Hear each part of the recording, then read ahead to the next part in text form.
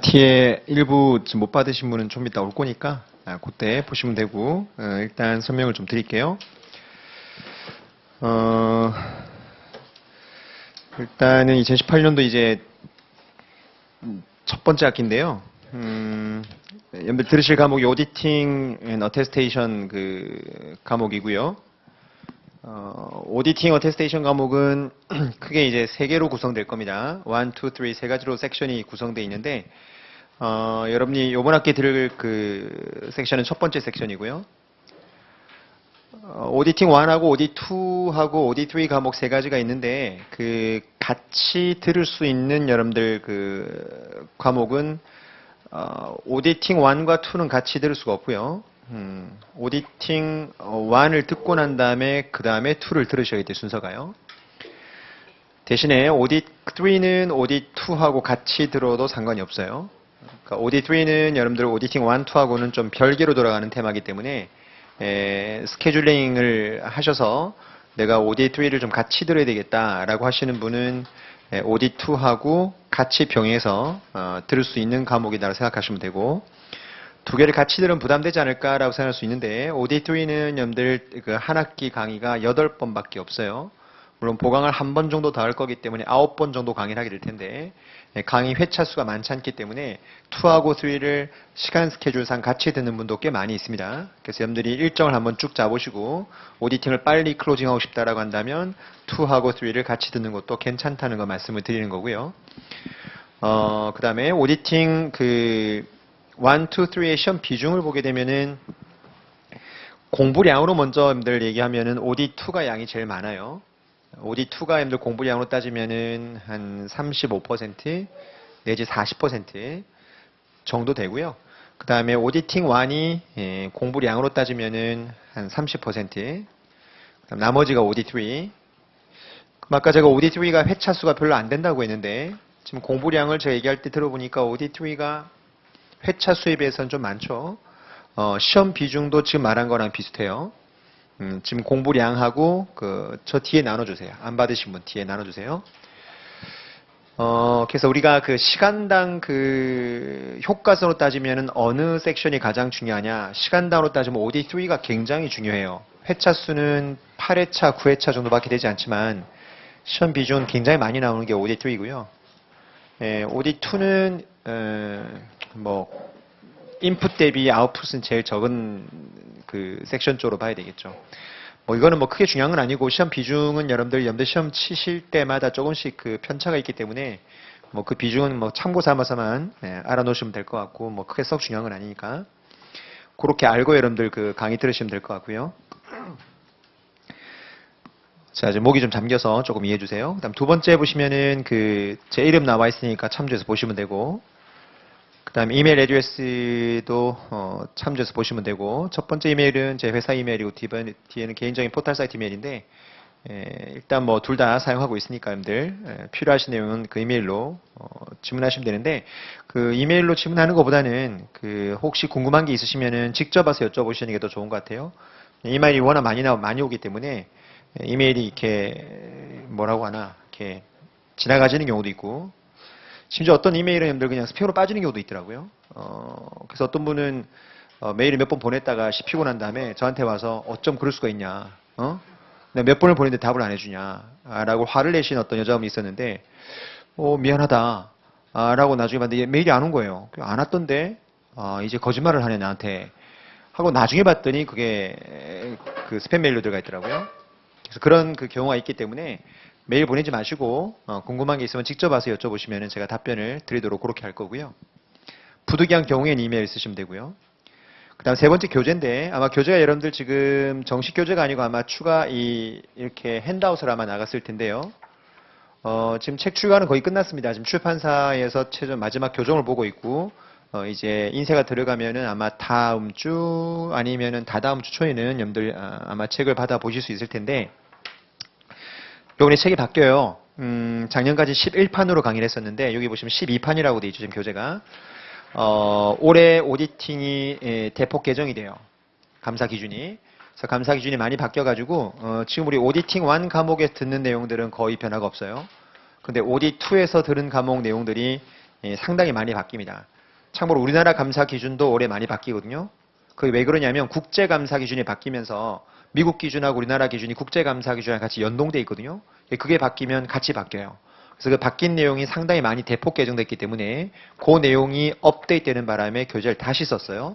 그래서 여러분들 그 책이 지금 나가는 거니까 여러분들은 요거 한 2주 후에 정식 책이 나오면 그 책으로 여러분들 공부를 하시면 되는 거니까 좀 불편하더라도 한 첫 번째, 두 번째 주까지는 요 핸드아웃 갖고 여러분들 제가 진행을 하도록 그렇게 하겠습니다. 그 다음 베커 CPA 기생 교재인데요. 지금 교재가 두 개 있죠. 이렇게 되어 있는 것은 제가 쓴 부교재고요. 그 밑에 있는 책은 여러분들 베커 CPA exam이라고 미국 그 CPA 시장에서 가장 많이 수험생들이 보는 여러분들 그 교재입니다. 내용이 가장 잘 돼 있고요. 제가 볼 때는 업데이트가 가장 빠르고요. 그 다음 새로운 내용이 나왔을 때 그 내용을 제일 빨리 노티스를 해줘요. 그래서 이 소프트웨어가 아마 미국 CPA 수험생들 거의 7, 80%가 이 프로그램을 쓰고 있기 때문에 아이파가 독점적으로 우리 한국에서 이 교재를 쓰고 있는데요. 이 교재도 지금 그 사람들도 지금 개정 작업을 하고 있어요. 그래서 18년도 판이 아마 빨라도 다다음 주쯤에 온다라고 지금 베커에서 얘기하고 있으니까 또 오는데 시간이 걸릴 거 아니겠어요? 그래서 아마 교재도 아마 이것도 다다음 주쯤에 받아 보실 수 있지 않을까. 그래서 제 부교재하고 그 다음에 베커 CPA exam 교재하고 같이 다다음 주에 정식 교재를 받을 수 있게 그렇게 아마 될 거라고 생각하시면 되고요. 일단 그 전까지는 여러분들 그냥 제 부교재 요즘 핸드아웃으로 진행을 그렇게 하도록 하겠습니다. 그 다음에 시간대는 보시면은 뭐 토요일, 일요일 날 보시면 되고요. 뭐 특별히 거기선 코멘트 할 게 없고 시간 스케줄을 조금 여러분들 그 체크를 하고 싶은데요. 그 뭐 쭉 여러분들 토요일 수업이 있는데 그 밑에 꽁꽁꽁 찍혀 있는 게 보일 텐데요. 지금 이게 업데이트가 좀 안 돼가지고 지금 스케줄이 약간 꼬였어요. 그래서 그 밑에 꽁꽁꽁 찍혀 있는 것은 다시 제가 조금 스케줄링해서 말씀을 좀 드릴게요. 그래서 그거 지금 수업을 안 하는 날하고 보강하는 날짜를 저 써놨는데 그건 조금 여러분들 그 다른 과목이랑 좀 컨프릭이 생겨서 그걸 좀 조정해야 되니까 그 확정된 다음에 이건 바로 다시 알려드릴게요. 그래서 그 스케줄 너무 개의치 마시고 일단 토일 수업 쭉 가는 거는 여러분들 다음 주까지는 전혀 변함이 없으니까 쭉 오시면 될 것 같고 거기에 중간고사, 기말고사가 여러분들 들어가 있는데 중간고사, 기말고사는 여러분들 그 시험만 치는 게 아니고 수업을 해요. 수업도 하고 시험을 치는 겁니다. 그렇기 때문에 중간 기말고사를 나는 학점이 필요 없기 때문에 안 봐도 되는데 그럼 이날 내가 안 와도 되겠구나라고 생각하지 마시고 진도를 거의 다 나가고 아주 짧게 여러분들 중간 기말고사를 시험 치기 때문에 뭐 중간 기말고사 양이 많거나 그렇지는 않거든요. 멀티플 한 20문제 뭐 이렇게 시험을 치기 때문에 약간 쪽지 시험 같은 느낌으로 시험을 치는 거기 때문에 시간이 많이 걸리지 않습니다. 그래서 중간 기말고사 때는 시험을 치는 거로 끝나는 게 아니고 수업이 있으니까 학점이 필요 없는 분도 꼭 참석을 하셔서 수업을 들으셔야 될 것 같고요. 그 다음 중간에 토픽들이 쭉 나오는데 그 토픽들은 여러분들 아마 그 순서대로 거의 아마 진행이 되는데 조금은 아마 밀릴 겁니다. 그리고 그 휴강에 대한 보강 말고도 약간 추가적인 보강이 좀 더 들어갈 수도 있어요. 뭐 보강을 더 하는 거에 대해서 나중에 컴플레인 하시거나 그러면 내가 때릴 수도 있어요. 이 보강은 여러분을 위해서 보강을 더 하는 거지 보강을 안 할 수 있는 가장 좋은 방법은 있습니다. 제가 강의할 때 문제를 덜 풀어주면 돼요. 문제를 조금 더 덜 풀면 보강 안 할 수 있는데 여러분들한테 문제를 풀어보세요라고 하면 문제를 잘 안 풀어요. 그래서 제가 이제 문제를 많이 풀어주는 편인데 아마 OD 1, 2, 3 여러분들 그 한 3섹션까지 하면서 제가 문제 풀어주는 멀티 문제가 거의 한 900에서 1000문제 정도 문제를 풀어줘요. 그 문제를 되게 많이 풀기 때문에 그 문제를 푸는 양을 줄이면 보강을 줄일 수가 있습니다. 근데 아무래도 저랑 같이 문제를 푸는 게 훨씬 더 이해도가 높기 때문에 그래서 문제를 많이 풀다 보니까 보강을 하는 거지 뭐 중간에 우리가 막 놀았거나 중간에 우리가 무슨 뭐 다른 짓을 하느라고 보강을 한 건 아니기 때문에 보강을 많이 해도 컴플레인 하시는 분이 계시더라고요. 왜 이렇게 보강이 많냐? 너는 왜 이렇게 보강을 많이 하냐? 보강맨이냐? 뭐 2달 반을 하냐 수업을 뭐 이러면서 이제 컴플레인 하는 메일이 있는데 그런 메일 받을 때 되게 좀 속상해요. 제가 보기에다 굉장히 열이거든요. 그런 메일 보내면 난 열심히 한 건데 이걸 왜 컴플레인 할까? 라고 생각하시는 분이 계시는데 그건 조금 여러분 삼가해 주십사라고 미리 말씀을 좀 드립니다. 열심히 강의하니까 잘 따라와서 수업만 들으시면 될 것 같고요. 그 정도 일단 우리 그 슬라버스 내용은 얘기하도록 하고요. 이 오디팅 과목은 여러분 그 아마 이제 이 오디팅 1 수업 들으시는 분들이 이어서 아마 인터미디어 어카운팅 강의도 거진 아마 다 들으시는 거로 제가 확인이 됐는데 시험에 대한 전체적인 개요나 이런 것들은 제가 인터미디어 어카운팅 처음 시작할 때 좀 더 자세히 말씀을 드릴게요. 오디팅 과목하고 이제 제가 파이낸셜 어카운팅하고 두 과목을 강의를 하는 사람인데 전체적으로 여러분들이 공부를 시작할 때 제가 항상 이 당부 말씀드리는 게 하나가 있어요. 나중에 우리 저녁 수업 때 다시 한번 얘기하겠지만은, 미국 CPA 시험을 여러분들 공부하겠다고 이제 우리 보통 이제 January Effect라는 게 있죠. 1월 달에 가장 붐비는 곳이 학원과 여러분들 헬스장이라고 하죠. 그 헬스장 그 도너라고 하는 사람들도 있다면서요. 그 별명이 1월 달 되면은 이제 헬스장에 기부를 하는 사람이죠. 기부하는 게 두 가지예요. 돈과 신발이 있죠. 신발만 한 10컬레가 이미 그 헬스장에 있는 사람도 있다라고 할 정도로 1월 달 되면 뭔가 하겠다는 진지한 의지를 가지고 시작하는데, 단언컨대 지금 앉아 계신 이 많은 분들 중에서 한 달 지난 다음에 딱 절반이 남아요. 제가 강의해 보면 한번 나중에 보자고요. 그리고 OD2까지 넘어가면 여기서 한 OD3까지 가게 되면은 이 중에서 한 절반 이상이 다 이제 안 오세요. 그리고 실제 이 과정을 끝까지 여러분들 다 듣고 시험을 치시는 분들이 여러분들 다 대부분이 끝까지 시험 치실 것 같죠? 절대 그렇지 않아요. 종합반 환불도 굉장히 많고요. 환불을 떠나가지고 하기 싫어서 안 하는 사람보다는 시험을 한 번 쳐보고 두 번 쳐보고 하다가 그냥 아이 포기, 이런 분도 굉장히 많아요. 이런 미국 CPA 시험을 칠 때 두 가지를 말씀드리고 싶은데, 첫 번째는 미국 CPA 시험을 치겠다라고 마음 먹기 전에 제가 항상 첫 번째 강의 시간에 이걸 꼭 말씀드리는데, 분명한 목표의식이 있어야 돼요. 무슨 말이냐면 이 공부를 하기 전에 이 공부를 하게 된 여러분들 동기가 여러 가지 있겠지만은, 제가 이제 미국 CPA 강의를 지금 올해로 한 18년, 거의 20년 가까이 됐는데, 이 강의를 하다 보면은 여러분들 하시는 분들의 기본적인 출발점이 어떤 경우가 되게 많냐면, 나도 뭔가 전문 자격증을 한번 따고 싶은데, 특히 직장 다니시는 분들은 한 4, 5년 차가 되면 이제 매너리즘에 빠지거든요. 보통 이 CPA 공부를 시작하는 분들 그 연도가 보통 직장 생활 한다면 3년 차, 4년 차, 5년 차 정도부터 시작하기 시작해요. 왜? 그때쯤 되면 어떤 상황이 벌어지냐면, 직장 생활도 어느 정도 적응이 되고, 출근했을 때 자기가 퇴근 시간을 조정할 수 있는 어떤 능력이 돼. 무슨 말이냐면, 오늘은 요 정도 속도로 가야 내가 6시쯤에 끝낼 수 있겠구나. 그 속도감이 생기는 시점이 됐다는 것은 반대로 말하면 굉장히 일이 재미가 없는 시점이 되는 거예요. 루틴한 일을 계속하고 있는 시점이기 때문에, 자, 그때가 되면 일이 재미가 없어지기 시작해요. 그렇게 해서 1년 다니다 보면은 자기 발전이 없다는 생각이 들 때가 문득 있거든요. 그때 자기가 뭔가 셀프 디벨롭을 해야 되겠다라는 그런 과정에서 이 공부를 생각하는 분들이 꽤 많이 있거든요. 그까지는 좋아요.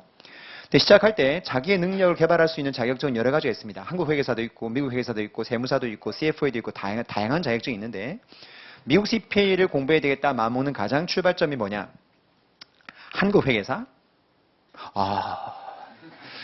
짐승 같아. 그 다음에 세무사, 미국 CPA 주변 평을 들어보는 거죠. 어때? 직장 다니면서 붙을 수 있다고? 한국 회계사보다 쉬워? 얼마면 돼? 한 1년 남짓? 그래? 딱인데 이거?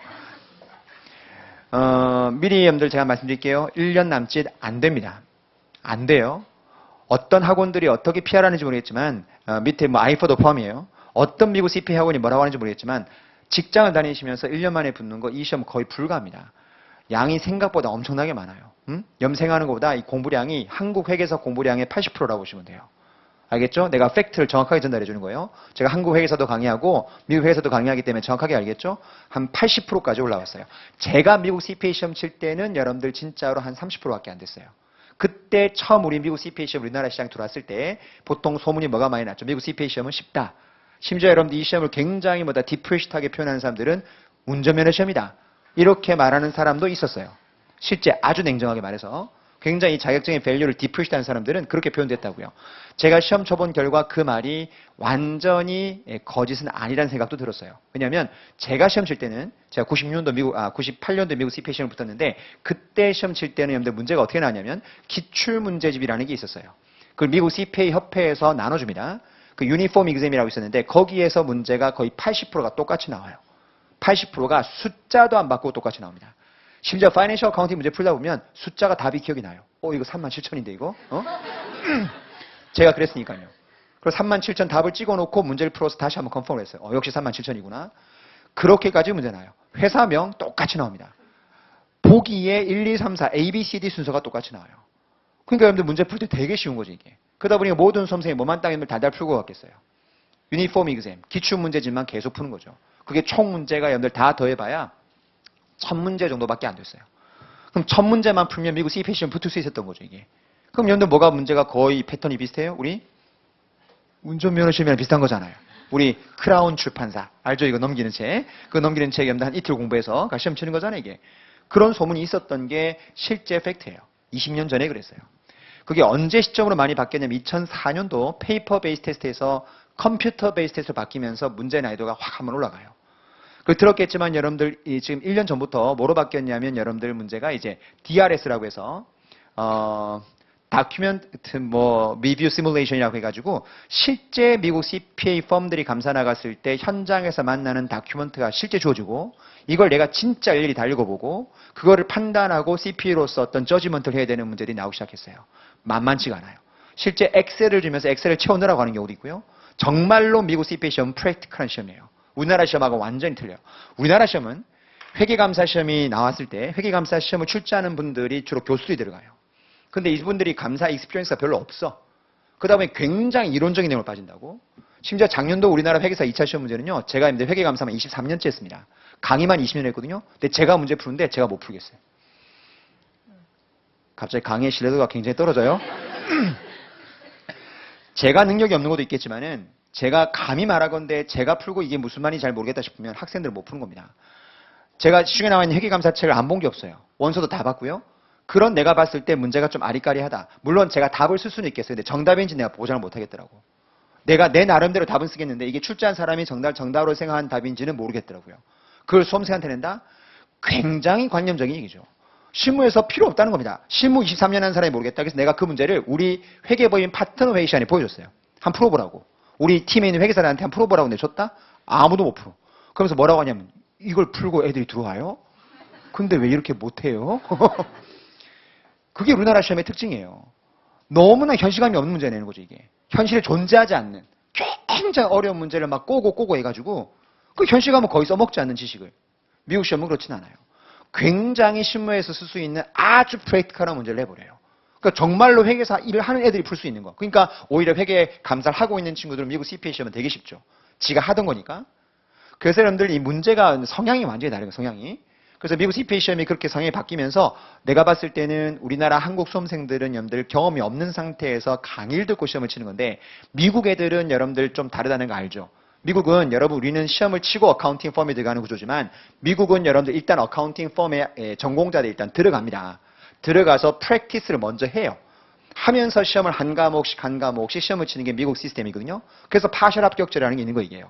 그러면서 한 과목씩 시험 치면서 나중에 자연스럽게 합격을 하게 되면은 그 전에 경력이 쌓여 있으니까 자연스럽게 서티피케이트 라이선스가 바로 탁 나오게 되는 형태가 되는 거죠. 그러니까 걔들은 먼저 어카운팅 펌에 들어가서 뭘 해요? 프랙티스를 해요. 그러다 보니까 시험 문제가 프랙티컬 문제가 나와버리는 거죠. 왜? 시험 치는 애들 자체가 이미 경험이 있는 친구들이니까. 그게 우리나라 수험생과 미국 수험생의 오디팅 시험의 가장 큰 갭이에요, 이게. 그러다 보니까 여러분들 제가 미국 시험 문제를 딱 만나게 되면 실무를 해본 내 입장에서는 충분히 이게 가겠는데 수험생 입장에서는 과연 이게 쉬울 거냐? 만만치가 않죠, 이게. 왜냐하면 현실에 나오는 에비던스가 막 나오니까 다큐멘테이션이 이게 쉽지가 않은 거예요. 결론부터 말하면은 그 문제를 어떻게 풀 거냐의 문제는 나중에 제 강의 때 많이 보완해 주겠죠. 걱정하지 마세요. 다 해줄 거니까. 문제는 말하고 싶은 게 생각보다 난이도가 낮지 않다는 소리예요. 공부량이 생각보다 만만치 않습니다. 하다 보면 토할 것 같다라고 말하시는 분들이 생각보다 많아요. 그러니까 지금 내가 뭘 말하고 싶은 거냐면 양이 많으니 포기하라는 의미가 아니고요. 양이 많다는 걸 알고 진짜 열심히 해야 되겠다라고 하는 모티베이션을 심어주려고 하는 거지. 양이 많으니까 하지 마. 그런 개념이 아니라고요. 생각보다 양이 많으니까 여러분이 지금 1월 달부터 공부하겠다 마음먹었으면은 분명히 여러분들 아마 그 공부 스케줄 플래닝을 세웠을 거라고요. 그죠? 세웠죠? 오늘 별로 기분이 안 좋아요? 지금 그것도 나중에 얘기하겠지만은 강의 시간에는 여러분들 조금은 저한테 반응을 좀 해줘야 돼요. 기본적으로 계획을 세우셨을 텐데 그 계획 세우는 여러분들 과정에서 여러분들 계획만 세우지 말고 보통 계획 세우라면 보통 뭐만 계획 세우냐면 강의 스케줄 계획하고 언제 시험 칠 건지에 대한 계획은 세우면서 how 어떻게 공부할 거냐 계획은 안 세우더라고. 그러다 보니까 실제 자기가 업무를 하면서 직장 다니면서 아니면 학교 다니면서 이 공부를 내가 하루 24시간에 언제 무슨 요일날 얼마만큼 시간을 빼서 내가 얼마만 공부하겠다 이런 계획을 세워야 되는데 그런 계획은 없고 나 1, 2월 달 어디 1? 3, 4월 달 어디 2, 3? 괌.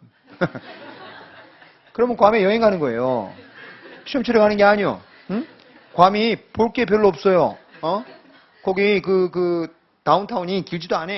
예, 걸으면 한 30분이 끝나고. 볼 때 하나도 없어, 거기 괌에. 시험장 하는데 왜 수영복을 챙깁니까? 이게 잘못된 거, 이게. 괌은 그냥 우리는 시험을 치는 곳이지. 거긴 휴양지가 아니에요. 기본적으로 괌에 가서 합격률이 얼마나 될 것 같으세요? 미국 CPA 여러분들마다 협회에서 매번 매 과목별로 합격률을 공시하는데 공식적인 합격률은 40%대로 공시가 돼요. 제가 느끼는 합격률은 30%가 안 됩니다. 미국 CPA 협회에서 합격률은 누적 합격률인 것 같고요. 한 번에 딱 가서 그 시험을 딱 붙는 사람은 30%가 안 돼요. 그럼 우리 클래스가 100명이다라고 하면 30명은 붙지만 70명은 떨어진다는 소리죠, 이게. 생각보다 합격률이 높은 시험이 아니에요, 이 시험이. 그래서 주변에서 미국 CPA 시험이 쉽다 말하시는 분들은 보통 언제 공부한 사람들이냐? 일단 두 가지 분류입니다. 아예 공부 안 해봤던 사람. 아니면 두 번째는 저 때처럼 아주 오래전 시험 쳤던 사람들. 그런 사람들은 CPA 시험이 쉽다라고 하는데 최근에 친 사람들은 절대 그런 말 하지 않아요. 만만치 않은 시험이라는 말을 항상 합니다. 제가 항상 비유하는 것 중에 하나가 서울중앙지법의 판사 친구가 한 명 있었는데 그 친구가 바쁘죠, 판검사들. 여기 교대 가무님들 여기 이 중앙지법 있잖아요. 거기 있는 판사회가 자기가 이쪽 관련된 판결을 하다 보니까 회계 재무 이런 쪽에 대한 이제 이슈가 많이 생기잖아요. 있잖아요. 뭐 작년 같으면 삼성물산 제일모직 합병 이런 같은 경우에는 여러분들 뭐다 경제적인 어떤 이 마인드가 좀 있어야 되는데 자기가 이제 법 전공이다 보니까 좀 약한 거지 이게. 그러다 보니까 뭘 공부할까 하다가 회계사 공부를 한 거예요. 그래서 미국 CPA 시험 공부를 하겠다고 해서 이 친구가 수업을 들었던 친구예요. 기억이 나요. 거의 출석하지 않았어. 어쩌다 한 번씩 온 친구인데 얼굴은 기억이 나더라고요. 되게 못했어, 공부를. 회계 베이스가 아니니까. 나한테 질문하는 거 보니까 얘가 왜 이게 이상한 질문을 자꾸 하나 했는데 나중에 합격하고 와서 명함 주는 거 보니까 판사야. 그래서 내가 네가 판사야? 하면서 웃으면서 얘기했던 기억나는데 걔가 말한 게 기억이 나요. 회계사님, 나 이 공부 처음에는 자격증 따려고 공부한 건 아니었고 그냥 이 듣는 내용들이 재미가 있어서 쭉 수업 듣다가 이왕 들은 김에 자격증을 딸까? 자기도 나중에 판사에서 쭉 올라갈 수도 있겠지만 나중에 변호사 할 수도 있으니까 자격증 있으면 좋겠다 판단해서 시험을 쳤는데 시험장을 4번을 갔대. 자기가 사법고시도 한 번도 떨어지지 않고 바로 붙었었대요. 그리고 대학 입학고사 붙으니까 서울대 법대를 나왔는데 스트레이트로 쫙 붙은 친구예요. 그리고 1차, 2차도 딱딱딱 붙고 와서 자기는 한 번도 시험에 떨어져 본 경험이 없대. 자기 인생 역사에 페일을 찍어준 게 미국 CPA 시험이래. 난 정말로 CPA를 자기는 읽을 때 C파라고 읽는데 C파라고. 여러분 그냥 농담이니까 좀 이해해줘요. 그렇게 한다라고 그냥 웃으면서 얘기를 했었어요. 뭘 말하는 거냐면 여러분들 서울중앙지법 판사하고 서울법대를 나왔으면 여러분들 사법고시 치고 연수원에서도 탑 랭킹에 들어간 애들이 여러분들 거기 가거든요. 그럼 공부의 도사들이죠. 응? 머리에 좋고 나쁠 떠나가지고 여러분들 공부라고 하면은 거의 우리나라의 베스트 오브 베스트일 거예요. 그 친구들은 공부 양을 봤을 때 객관적 판단할 수 있는 친구들인데 만만치가 않던데요 라는 말을 했어요. 그 친구가. 거기에 모든 게 함축되어 있는 거예요. 생각보다는 양이 많잖아요. 이게 생각보다는 만만치가 않아요. 그래서 여러분들 지금 공부 계획 세울 때 절대로 뭐다 그냥 설렁설렁 해가지고 내가 막 1년, 2년 만에 붙겠다. 절대 안 됩니다. 여러분 여기 그 아이파 주변에 보시면 미국 CPA 좀비들이 되게 많아요. 한 4년, 5년 여기를 배회하는 좀비들이 되게 많습니다. 여러분 웃을 일이 아니고요. 생각보다 많아요. 생각보다 많기 때문에 그 좀비의 여러분들보다 일부가 되지 않기 위해서는 진짜 독하게 마음먹고 시작하셔야 돼요. 그러니까 생각보다는 시간 많이 걸리고요. 열심히 공부한다는 여러분들보다 전제하에서 한 1년 반 정도에서 2년 걸린다 보시면 돼요. 냉정하게. 지금 내 말은 1년 반, 2년은 직장생활 하면서 공부하실 때. 됐죠?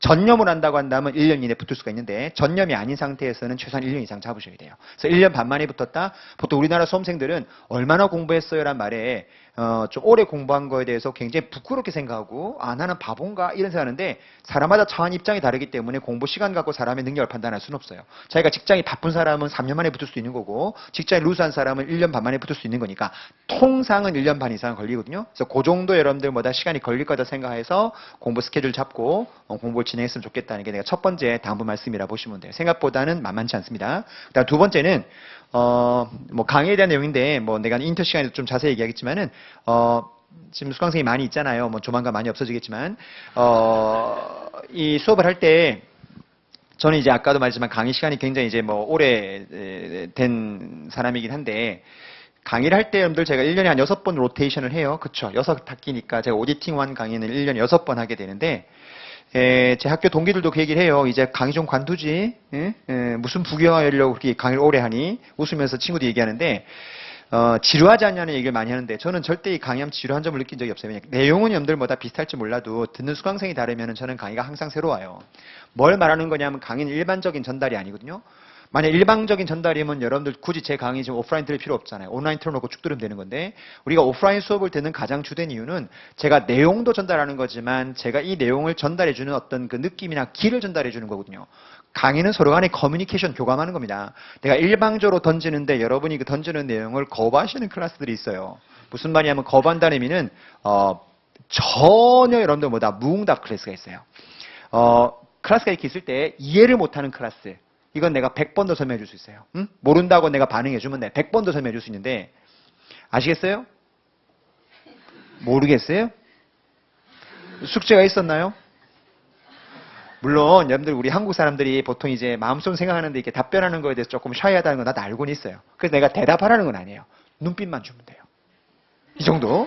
그건 안 어렵잖아. 내가 말을 하래 뭘 하래. 에? 근데 정말로 포커 페이스를 있으면은 여러분들 강의할 때 진짜 힘들어요. 솔직히 말하면은. 그러면 얘가 어떤 이 사람이다 보니까 내가 AI가 아니잖아요. 그죠? 기계적으로 내가 할 수 있는 게 아니기 때문에 솔직히 말하면은 이렇게 반응이 없어버리면은 이게 약간 넘어가는 것도 있을 때가 있어요. 힘드니까. 그냥 좀 많이나 싶으면 막 넘어간다고. 근데 얘들 좀 이렇게 교감을 잘해주는 클래스 같은 경우는 제가 책에는 안 써져 있지만은 이렇게 머릿속에 있었던 내용들이 더 많이 생각이 나서 얘도 더 많이 전달해주고 더 많은 내용을 던져줘도 그 클래스가 덜 힘들어요. 그래서 여러분이 제가 말하고 싶은 두 번째 부탁은 뭐냐면 강의는 저 혼자 만들어가는 게 아니고 여러분도 좀 도와줘야 된다라는 걸 미리 제가 부탁 말씀드리는 거니까 뭐 기다 아니다 정도에 대한 대답이 아니고 약간의 어떤 그 눈으로 어떤 그 저한테 기만 좀 던져주면은 제가 강의할 때 조금 더 수월하지 않을까라고 제가 이건 부탁 말씀드리는 거니까 그거는 좀 반응 좀 해주세요. 곱게 하고요. 이 오디팅 과목의 특징이나 공부 방법론 이런 것들은 제가 강의하면서 말씀을 드릴 겁니다. 그래서 이거는 뭐 굉장히 많은 내용을 얘기해야 되기 때문에 그건 너무 개의치 마시고 강의 중에 내가 많이 높여서 얘기할 거니까 그렇게 알고 인트로덕션은 거기까지 하고 오늘 진도 바로 나갈게요. 자, 교재 와서 여러분들 거기 1-1페이지부터 와서 보시죠.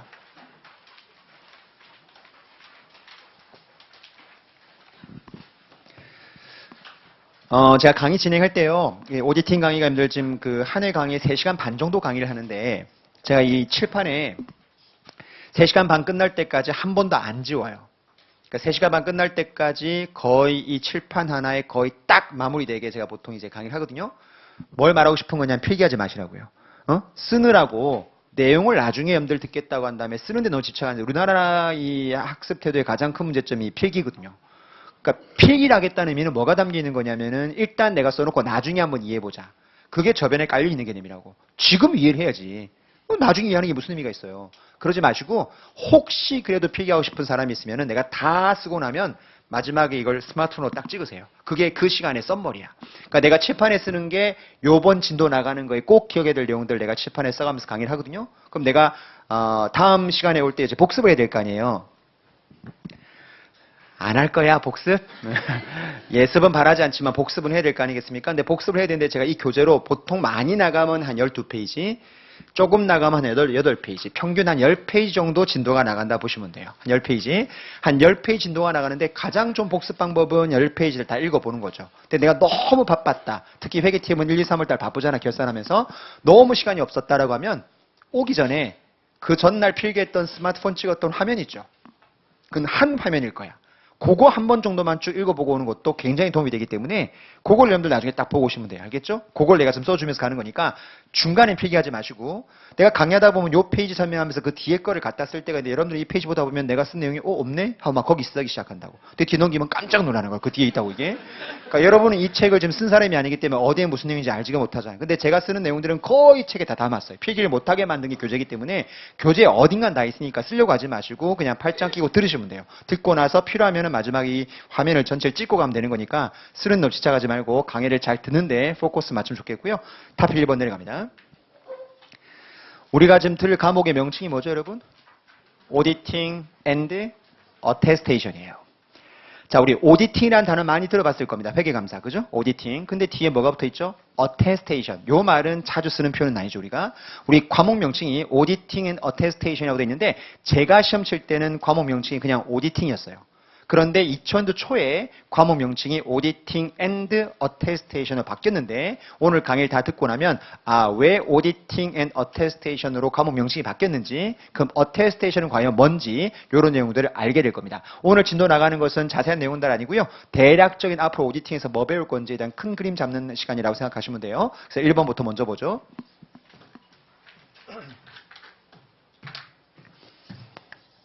첫 번째 가서 제목을 잠깐 보세요. CPA Professional Service의 종류라고 돼 있어요. 무슨 말이냐?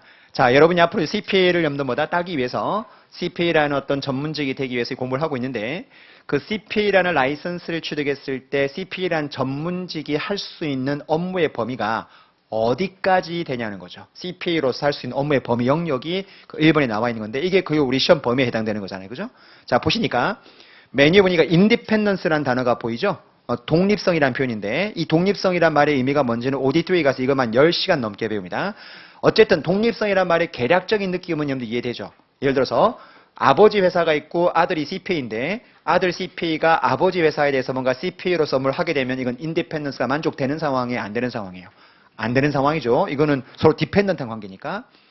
인디펜던스, 즉 디펜던트하지 않고 독립적인 어떤 릴레이션십 하에서만 업무를 할 수 있는 게 왼쪽. 인디펜던스가 만족이 되지 않아도 할 수 있는 서비스가 오른쪽. 이렇게 나눠져요. CPA 업무는. 그럼 첫 번째 가서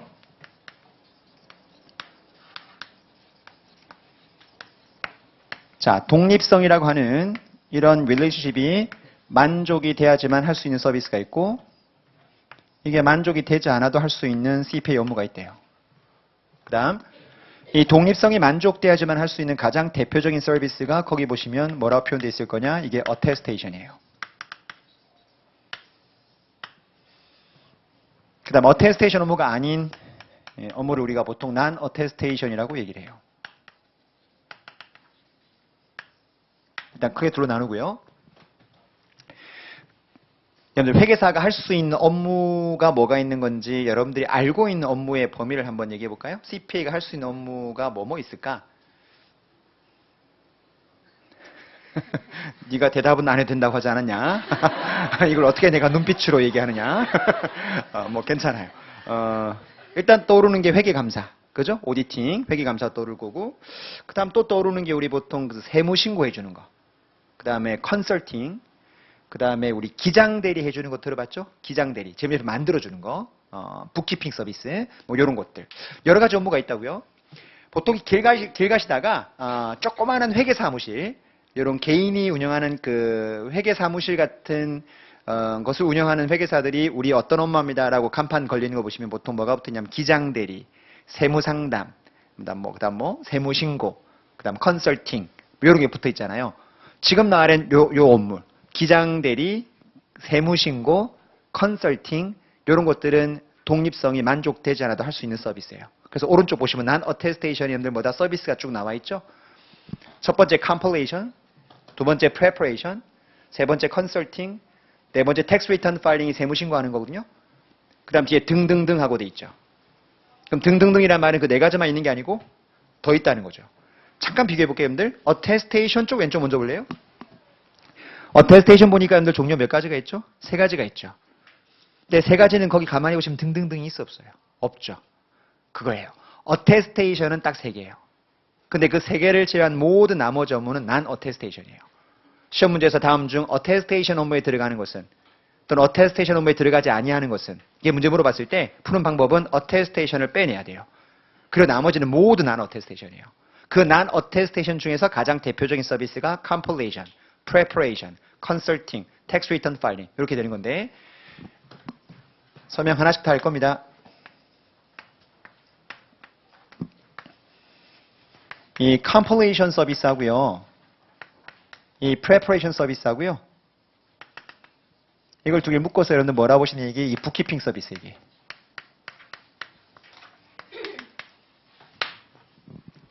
회사 재무제표를 대신 만들어주는 서비스라는 거죠. 자, 우리나라 같으면 여러분들 어떨 때 이런 북키핑 서비스를 요즘 많이 해주고 있냐면 우리나라 상장 기업들은 여러분들 IFRS를 적용하게 돼 있죠. IFRS 적용하는데 문제는 뭐냐면 IFRS가 요구 조건이 굉장히 까다로워요. 그러다 보니까 상장법인의 경우에도 회계팀의 인력이 부족하거나 능력이 좀 떨어지면은 어카운팅 펌한테 저희요 결산할 때 와서 좀 도와주세요 라고 할 때가 있다고요. 그러면 회계법인이 가서 그 회사 재무제표 결산을 도와줘요. IFRS가 워낙 복잡하니까. 그럼 그때 가서 회계법인이 재무제표를 감사를 한 거예요? 만들어준 거예요? 만들어준 거죠. 그런 서비스가 compilation 또는 preparation이라고 합니다. 그럼 요거 두 개가 둘 다 북키핑 서비스인데 왜 종류가 둘로 나눠지느냐? 요 두 개 구분되는 것은 나중에 OD3 가서 배울 거예요. 어쨌든 여러분들 compilation 또는 preparation 말 나오면 뭐 해주는 거다? 재무제표를 만들어주는 서비스다라고 생각하시면 되고 그 만들어주는 서비스는 그 회사와 감사인사, 회계사 사이에 뭐가 만족이 안 돼도 할 수 있다고요? 독립성이 만족되지 않아도 할 수가 있다고요. 그럼 아버지가 회사를 운영하시는데 아들이 CPA예요. 아들이 CPA 펌을 운영하고 있고 아버지는 회사를 운영하시는데 아버지 회사에서 아들 회사 회계법인한테 야 우리 회계팀 사람 뽑는 거 좀 그러니까 아들 네가 너네 회계법인이 와서 장부 좀 만들어 달라고 요구할 때가 있겠죠? 가능하다 가능하지 않다? 가능한 거죠. 독립성이 만족되지 않아도 그 서비스는 할 수 있으니까 이해되죠? 그게 compilation, preparation. 그 다음에 컨설팅이나 텍스 리턴 파일링은 뭐 부연 설명할 필요 없고요. 다 아실 거니까. 자, 요런 것들이 non attestation이에요. 오케이. 됐죠? 좀 이따 부연 설명 더 할게요. 일단 대략. 그 다음 attestation 갈게요. 자, attestation은 다시 보시면 세 가지가 있을 겁니다. 첫 번째가 examination 서비스가 있고요. 머릿속에 집어넣으세요. 용어를. 두 번째가 review가 있고요. 세 번째가 agreed upon procedure가 있어요.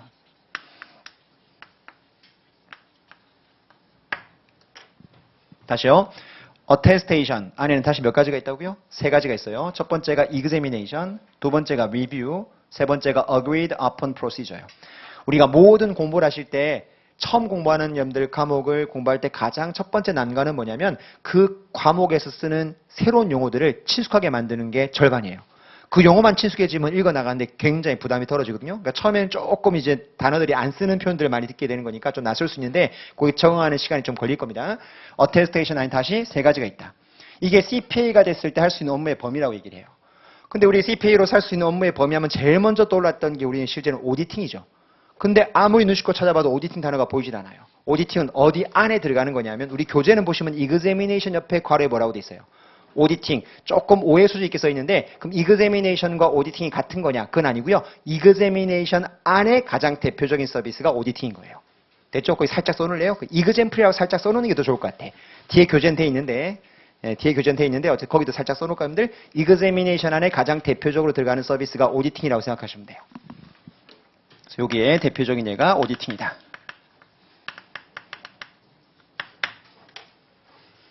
그럼 여러분 우리 과목 명칭 다시 한번 돌려볼까요? Auditing and Attestation. 뭐가 더 넓은 개념이라고? Attestation. 거기 안에 뭐가 들어가지? Examination. 거기 안에 뭐가 있는 거죠? Auditing이 있는 거예요. 일단 개념은 좀 이따 설명하겠지만 일단 여러분들 영어로 따지면 그렇게 되는 거죠. 개념이 가장 넓은 게 Attestation. 거기 안에 Examination, 거기 안에 Auditing이 있는 거다라고 생각하시면 돼요. 그래서 그림으로 보통 원서에 보시면 이런 그림도 있죠. Attestation. 그 다음 거기 안에 examination. 그 다음 거기 안에 auditing. 이렇게 설명하는 책도 있어요. 뭐 그게 뭐 중요한 건 아니니까. 이건 책이 없어요.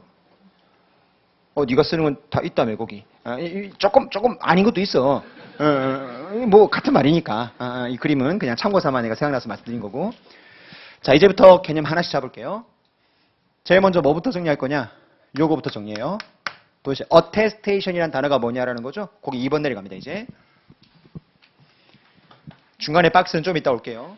2번 큰 제목 가세요. 2번 attestation이라고 하는 거가 뭐냐는 거에 대한 개념이 나옵니다. 자, 그 밑에 세 줄을 한번 읽어보세요. 자, 읽어보라고 시간 드릴 때는 반드시 먼저 읽어보셔야 돼요. 영어 읽어보고 의미가 뭔지 파악하는 것도 연습이니까요.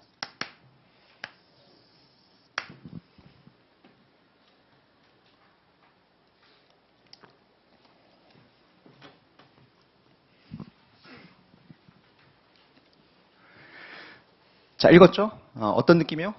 아무 느낌 없지 뭐. 자, attest의 engagement의 정의가 뭐냐라고 쭉 써 있는데 처음에 어떤 공부할 땐 여러분들 뭐 정의 이런 거 막 나오면 우리 옛날 공부하던 습관이 있다 보니까 이거 외워야 되는구나. 아니요. 이 오디팅 과목은요. 여기서 첫 번째 공부 방법이 나오는데 이게 지금 여러분들 지금 요 핸드아웃만 나간 거 보니까 페이지가 얼마 안 되는 거지만 나중에 정시책이 나가면 페이지가 다 더하면 한 780페이지 정도 돼요. 부교재가. 별로 감흥이 없네. 780페이지가. 그걸 감사 기준을 썸머리 한 게 그거예요. 실제 여러분들 감사 기준 원문을 그대로 갖다 붙이게 되면 몇천 페이지겠죠. 근데 그게 시험 목적상 정리한 게 한 780페이지. 근데 거기서 문제를 쭉 빼내면은 여러분들 한 400페이지 정도가 이제 이론적인 내용이에요. 자, 그럼 봅시다. 400페이지 이론을 내가 지금 공부하고 시험을 치러 가야 되는데 이 400페이지에 나와 있는 영어 표현을 다 암기하겠다? 아, 불가능하죠. 할 수 있나 보네. 외울 수는 있겠지. 마음 먹으면 외울 수는 있겠지만 여러분들 그게 과연 내 지식이 될 거냐 문제는 또 별개의 문제고 400페이지를 암기한다? 불가능합니다. 근데 오디팅이라는 과목 자체가 여러분들 이게 뭐가 되게 중요하냐면 감이 되게 중요한데 우리 오디팅은 여러분들 미리 말하지만 주관식이 없어요. 전부 다 보기가 주어져요. 여러분이 혹시 이 시험 공부하기 위해서 사전에 이제 과목을 대강 이제 어떤 과목을 시험 친다는 거 들었을 텐데 오디팅은 멀티플이 72문제 나와요. 멀티가 72문제. 처음 듣나 보네. 그 다음 시뮬레이션이 8개가 나와요. 시뮬레이션이라고 들어봤죠? 시뮬레이션은 여러분들 사람들이 뭐라고 생각하냐? 주관식이라고 생각을 해요. 아니에요. 일단 멀티플은 사지선다니까 뭐다? 주관식이 아닐 테고. 그 다음 시뮬레이션 8개는 주관식은 주관식이라고 보통 사람들이 생각하는데 사지선다가 아닌 거지. 시뮬레이션 문제도 전부 다 보기가 주어져요. 문제가 뭐로 나온다는 거죠? 상황 설정 문제가 나온다는 거지. 그런 다음에 문제를 딱 풀 때 들어가면 클릭을 하면 보기가 항상 떠요. 다만 보기가 4개가 아니야. 문제 3개, 보기 한 10개. 무슨 말인지 이해되죠 지금 이게? 그러니까 뭐 하나 문제 나오면서 보기 10개 중에 거기서 뭐다? 맞는 답을 3개를 초이스해 보세요. 뭐 이런 식으로. 심지어 Financial Accounting 시뮬레이션 문제 만나면 여러분 저널라이즈 하는 것도 내가 타이핑을 치지 않고요. 저널라이즈의 샘플이 밑에 나옵니다. 초이스하는 거예요. 초이스하는 거. 그러니까 절대로 주관식이 없는 겁니다. 자, 주관식이 없다라고 하는 것은 우리한테 공부방법론에서 어떤 걸 의미하는 거냐면 외울 필요는 없다는 거죠. 만약에 주관식이 있으면 내가 써야 된다고. 그럼 모든 문장을 외워줘야 돼. 그래 쓸 수 있으니까. 맞죠? 우리나라 시험도 뭔가 외워야 되지만 쓸 수 있는 건 외워야 되는 거잖아요, 이게. 근데 사지선다라는 것은 뭔가 문장이 나온다는 소리예요, 보기가. 그렇다면은 우리 입장에서는 여러분들 암기는 필요 없는 거죠. 다만 보기가 주어질 때 이게 맞는 문장이다, 틀린 문장이다 판단만 할 수 있으면 되는 거죠. 여러 보기가 있는 OX 문제라 보시면 되는 거거든요, 이게. 그럼 공부하는 방법론은 나오는 거지. 암기는 여러분들 내가 꼭 해야 되는 거는 말해줘요. 아까 이런 그림들은 기억해야 되겠지. 네가 이게 아니지 않느냐? 이 정도의 어떤 그 머릿속에 이 내용들은 기억해야 되겠지만은 뭐 정의를 뭐 외운다든지 그럴 필요까지는 없어요. 다만 자주 읽으셔야 돼. 교재를. 내가 항상 오디팅 그 공부하는 방법론을 이렇게 비유하는데 이렇게 한번 생각해봐요. 어떻게 말하면 가장 쉬우냐면 여러분들 어릴 때 재밌는 여러분들 소설 같은 거, 뭐 장편 소설 이런 거, 그 남자분들 같으면은 뭐 무협지 같은 거, 무협지 뭐 이렇게 뭐 삼국지, 뭐 초안지, 수호지 이런 거 여러분들 막 시리즈로 따지면 막 10몇 권짜리 이런 것들 여러분들 어릴 때 이제 보신 분들은 기억나겠지만 그거 볼 때 여러분들 거기 나오는 등장인물, 장소 이름, 전투 이름, 장수 이름 이거 다 외우진 않죠. 처음 막 줄쳐가면서 장비, 관우, 유비 이렇게 외우진 않잖아요. 그런데 여러분들 그 책을 여러 번 읽다 보면 뭐가 여러분들 다 머릿속에 들어가죠? 장수 이름 자연스럽게 각인되죠. 그리고 자주 많이 보는 책들은 그 여러 가지 전투 같은 게 막 나올 때 전투가 머릿속에 막 비주얼라이즈가 막 돼. 그러면서 거기에서 발생하는 뭐 어떤 소설의 어떤 그 장면을 막 머릿속에 막 그리게 된다고 이게. 그럼 자연스럽게 적장 이름 다 기억나고 그 다음에 전투 이름 다 기억나고 장소 이름 다 기억나고 자주 반복하다 보면 자연스럽게 머릿속에 뭐다 이게 느낌이 이제 흘러들어가는 거 있죠. 요 방법하고 비슷해요. 다만 차이점이 뭐가 있냐면 재미가 없다는 거와 그건 재미가 있다는 차이점이 있는데 기본적으로 이 오디팅 공부의 가장 좋은 방법은 처음부터 강박관념을 가지고 다 외우겠다. 내가 물론 외우라고 하는 것은 체크를 해줘요. 이건 외우셔야 됩니다. 이건 외우셔야 돼요. 라고 체크해 주는데 그건 무조건 외우셔야 돼.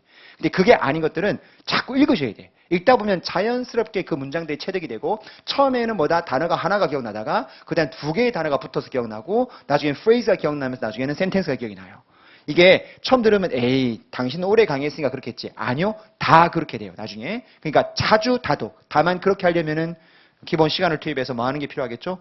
여러 번 읽어줘야 되지. 그래서 한 번 여러분들 보지 마시고 복습할 때는 한 번 읽어보라는 게 아니고 여러 번 읽어보라는 소리예요. 여러 번. 여러 번 읽어봐야지만 여러분들 뭐다 머릿속에 대강 그게 감이 생기는 거지. 그럴 시간이 없다라고 한다면 일단 무조건 암기하셔야 돼. 근데 그럴 수는 없으니까 기본적으로 여러 번 다독하는 게 가장 좋은 여러분들 오디팅 방법이라고 생각하시면 되는데 자 다시 본론 내려갈게요. 2번요. 어테스테이션 업무의 정의라고 돼 있으면서 4줄 나와 있는데 자 이런 개념이에요. 봐요. 여러분이 어테스테이션 단어를 여러분들 만약에 이거를 그 사전을 한번 찾아보시면은 뭐라고 보통 여러분들 번역이 돼 있냐면 뭐 인증을 한다. 아니면 입증한다. 아니면 증명을 한다. 이렇게 아마 번역이 돼 있을 거예요. 저도 처음에 미국 CPA 공부하면서 이 단어를 처음 보게 됐었고 찾아봤거든요. 그러니까 저렇게 표현되어 있더라고. 인증한다, 입증한다, 증명한다 이렇게 표현되어 있는데 자 설명할게요. 예를 들어서 어떤 경제적인 여기 의사결정하는 어떤 실체가 하나 있어요. 뭐 이게 기업일 수도 있고 뭐 개인일 수도 있는데 일단 기업 일반적이겠죠. 어떤 기업이 이 기업에 관심을 가지는 이해관계자가 있을 거예요.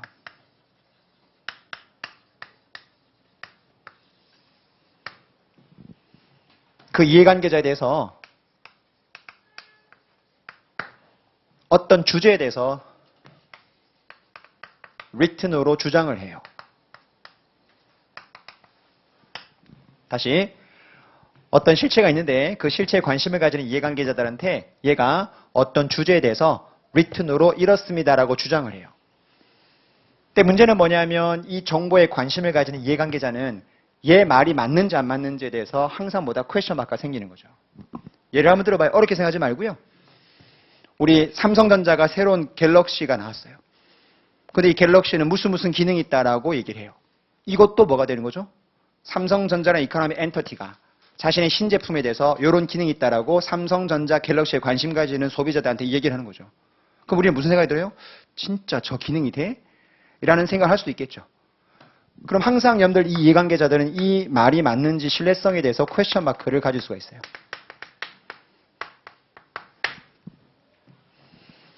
이때 이 불확실성을 제거하기 위해서 제3자가 나타나는 겁니다.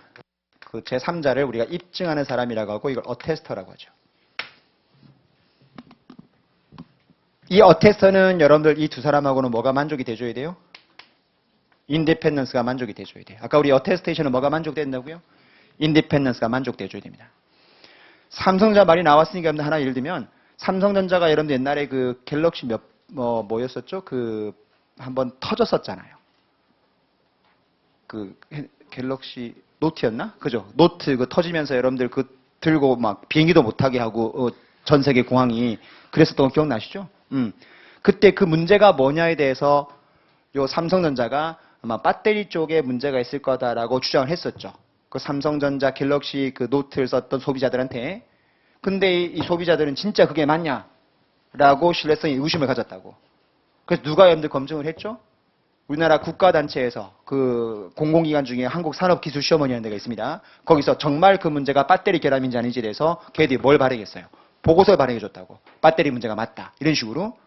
그러면 그 여러분들 협회에서 발행한 것도 넓게 보면 어테스테이션 해준 거예요. 네 말이 맞다. 라고 제3자가 입증해준. 그러면 이제 소비자 입장에서 그게 맞구나라고 신뢰할 수 있는 제3자가 독립성 갖춘 제3자가 뭐 해주는 거죠? 입증을 해준 거지 이게. 이런 구조를 가지고 있는 업무를 뭐라고 한다 이걸? 어테스테이션이라고 하는 거죠. 기본 구조 자체가. 그런데 이 제3자가 이 사람이 말하는 말이 맞는지 여부에 대해서 입증을 하려면 가서 뭐를 여러분들 확인해 봐야 되냐면 에비던스를 수집을 해야 돼요. 그죠? 에비던스 없이 여러분들 맞다 틀렸다 판단할 수는 없으니까. 자, 그런 다음에 여러분들 이 에비던스를 수집해서 얘가 말하는 말이 맞는지를 그냥 판단하는 게 아니고 어떤 기준이 있어야 될 거예요. 기준이. 우리나라 국내 무슨 통신 기준에 따라 판단해 봤더니 맞는 말이다. 아니면 뭐 국제 기준에 맞춰 봤더니 맞는 말이다. 이런 어떤 기준이 있어야 되겠지. 그냥 내 마음속의 기준으로 봤을 때 맞는 것 같아요. 라고 한다면 이 사람이 믿을 수가 없는 거예요. 뭔가 특정 기준이 있어야 돼. 그 기준에 비춰봤을 때 네가 말하는 말은 내가 에비던스를 수집해 봤더니 맞는 말 같아, 틀린 말 같아. 하면서 이 어테스터가 이 이해관계자들한테 written으로 보고서를 써주는 거죠. 이 신뢰성에 대해서 자신이 생각하는 결론을 컨클루전을 포함시켜가지고 리튼으로 보고서를 써주는 이런 구조를 가지고 있는 인게이지먼트를 뭐라고 하냐 이걸 어테스테이션 인게이지먼트라고 그래요. 여러분 영어 표현에 인게이지먼트라는 말이 나오면 업무라고 생각하시면 돼요. 알겠죠? 어테스테이션 업무라고 하는 거에 대한 정의 이렇게 되어 있는 거죠.